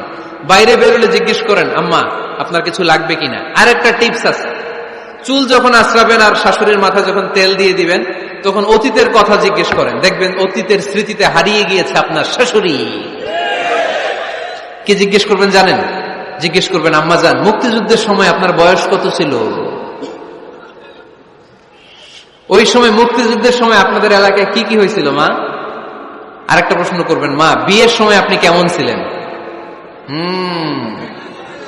ওই দিন দেখবেন বুড়ি আর বুড়ি নাই, জুয়ান হয়ে গেছে। ওই দিন বলবে, মা আমি অনেক সুন্দরী ছিলাম, আমার মাথায় অনেক চুল ছিল, আজকে নাই। আমগো গ্রামে আমার সাথে সুন্দরী মাইয়া ছিল না। অতীতের স্মৃতিতে, স্মৃতি হাতড়াতে হাতড়াতে তিনি হারিয়ে যাবেন। জিজ্ঞেস করবেন যে, মা শীতকালে আপনাদের দেশে কি পিঠা বানাতেন আপনি যখন ছোট ছিলেন? আপনার বাপ চাচারা কি করতো? এগুলো জিজ্ঞেস করলে উনি স্মৃতির পাতা হাতড়াতে হাতড়াতে চোখ দিয়ে দাঁড় দাঁড় করে ওনার পানি ঝরতে শুরু করবে। আপনার জায়গায়, ওনার হৃদয়ের মনি কোঠায় এমন জায়গায় পৌঁছবে, আপনার ছাড়া উনি কিছুই বুঝবে না। বৌমারা, এই অল্প কিছু টিপস অবলম্বন করে আপনারা আপনাদের শাশুড়ির মনকে জয় করতে পারেন। শাশুড়ি বৌমার দ্বন্দ্ব আমরা চাই না। আমরা চাই শাশুড়ি বৌমাকে নিজের মেয়ের মতো জানো, আর বৌমা শাশুড়িকে আপন মায়ের মতো ভালোবাসুক, ঠিক কিনা? এই মিউচুয়াল রেসপেক্টই পারে শাশুড়ি বৌমার দ্বন্দ্বকে দূর করতে, আর ঘরটারে শান্তি টুকরা বানাতে। আওয়াজ করে বলেন ঠিক কিনা? কয়টা গেল? আর আছে কয়টা? দোয়া করবেন একে অপরের জন্য। দোয়া, সাইয়েদনা ইব্রাহিম ফ্যামিলির জন্য দোয়া করতেন, রব্বি জাআলনি মুকিমাস সালাতি ওয়া মিন যুররিয়াতি রব্বানা ওয়া তাকাব্বাল দুআ। ও আল্লাহ, আপনি আমারে নামাজ কায়েমকারী বানান, আমার কলিজার টুকরা সন্তান ইসমাইলকেও নামাজ কায়েমকারী বানান। আমার দোয়াটা আপনার দরবারে আপনি কবুল করে নেন। সুবহানাল্লাহ পড়েন। রব্বানা ইন্নী আসকানতু মিন যুররিয়াতি বিওয়াদিন গায়রি যী যারইন ইনদা বাইতিকাল মুহাররাম। ও আল্লাহ, আমার সন্তান সন্ততি, আমার ফ্যামিলিকে ধুধু মরুপ্রান্তর এই উপত্যকার মধ্যে তোমার কাবা ঘরের সামনে রেখে গেলাম। তাদেরকে তুমি নামাজ কায়েমকারী বানিয়ে দিও। গোটা বিশ্বের সব মানুষের অন্তর আমার ফ্যামিলির দিকে আল্লাহ তুমি ঝুঁকিয়ে দিও। ওয়ারযুকহুম মিনাস সামারাত, ফলমূল দিয়ে আল্লাহ তুমি তাদেরকে রিজিকের ব্যবস্থা করে দিও। তার মানে সব নবীরা তাদের পরিবারের সদস্যদের জন্য দোয়া করতেন কি করতেন না? আবার কোরআন আমাদেরকে শিখালো, রব্বানা হাব লানা মিন আজওয়াজিনা ওয়া মিন যুররিয়াতিনা কুররাতা আ'য়ুন ওয়াজআলনা লিল মুত্তাকিনা ইমামা। ও আল্লাহ, এমন নেককার সন্তান, এমন নেককার স্ত্রী আপনি আমাকে দান করেন যাদের দিকে তাকালে আমার চোখ দুইটা ঠান্ডা হয়ে যায়। চক্ষু শীতলকারী স্ত্রী দেন। বিয়ে যাদের হয় নাই, ইয়াং ছেলেরা এই দোয়াটা করবা। বিয়ের জন্য দোয়ার দরকার আছে না নাই? প্রতিদিন এই দোয়া করবা, আল্লাহ এমন স্ত্রী দেন, এমন জীবন সঙ্গিনী আপনি আমাকে দেন, এমন লাইফ পার্টনার দেন যার দিকে তাকালে আমার চোখ জুড়িয়ে যায়। এমন সন্তান আল্লাহ আপনি আমার ফ্যামিলিতে দেন যাদের দিকে তাকালে আমার চোখ দুইটা ঠান্ডা হয়ে যায়। নেককার সন্তান, নেককার স্ত্রী আল্লাহর কাছে দোয়া করে চেয়ে নিতে হয়। তাহলে ফ্যামিলি মেম্বার একে অপরের জন্য দোয়ার দরকার আছে না নাই? বাবা দোয়া করবে ছেলের জন্য, ছেলে করবে বাবার জন্য, মা দোয়া করবে মেয়ের জন্য, মেয়ে করবে মায়ের জন্য, ভাই করবে বোনের জন্য, বোন করবে ভাইয়ের জন্য। দোয়ার দরকার আছে না নাই? দোয়া করবেন সবাই সবার জন্য। তাহলে সুখী পরিবারের ফর্মুলা এই আলোচনায় আমরা 10টা পয়েন্ট শুনলাম। কয়টা? ভুলে গেছে। কয়টা? 1 নাম্বার কি ছিল? 1 নাম্বার কি ছিল? সালাম সালাম হাজার সালাম সকল শহীদ স্মরণে আমার হৃদয় রেখে যেতে চাই তাদের স্মৃতির চরণে। পড়েন আমিন। তাহলে ঘরে শান্তি আনার 1 নাম্বার মাধ্যম, আওয়াজ করে উত্তর দিতে হবে। 1 নাম্বার মাধ্যম কি? সালাম দিন, সালামতে থাকুন।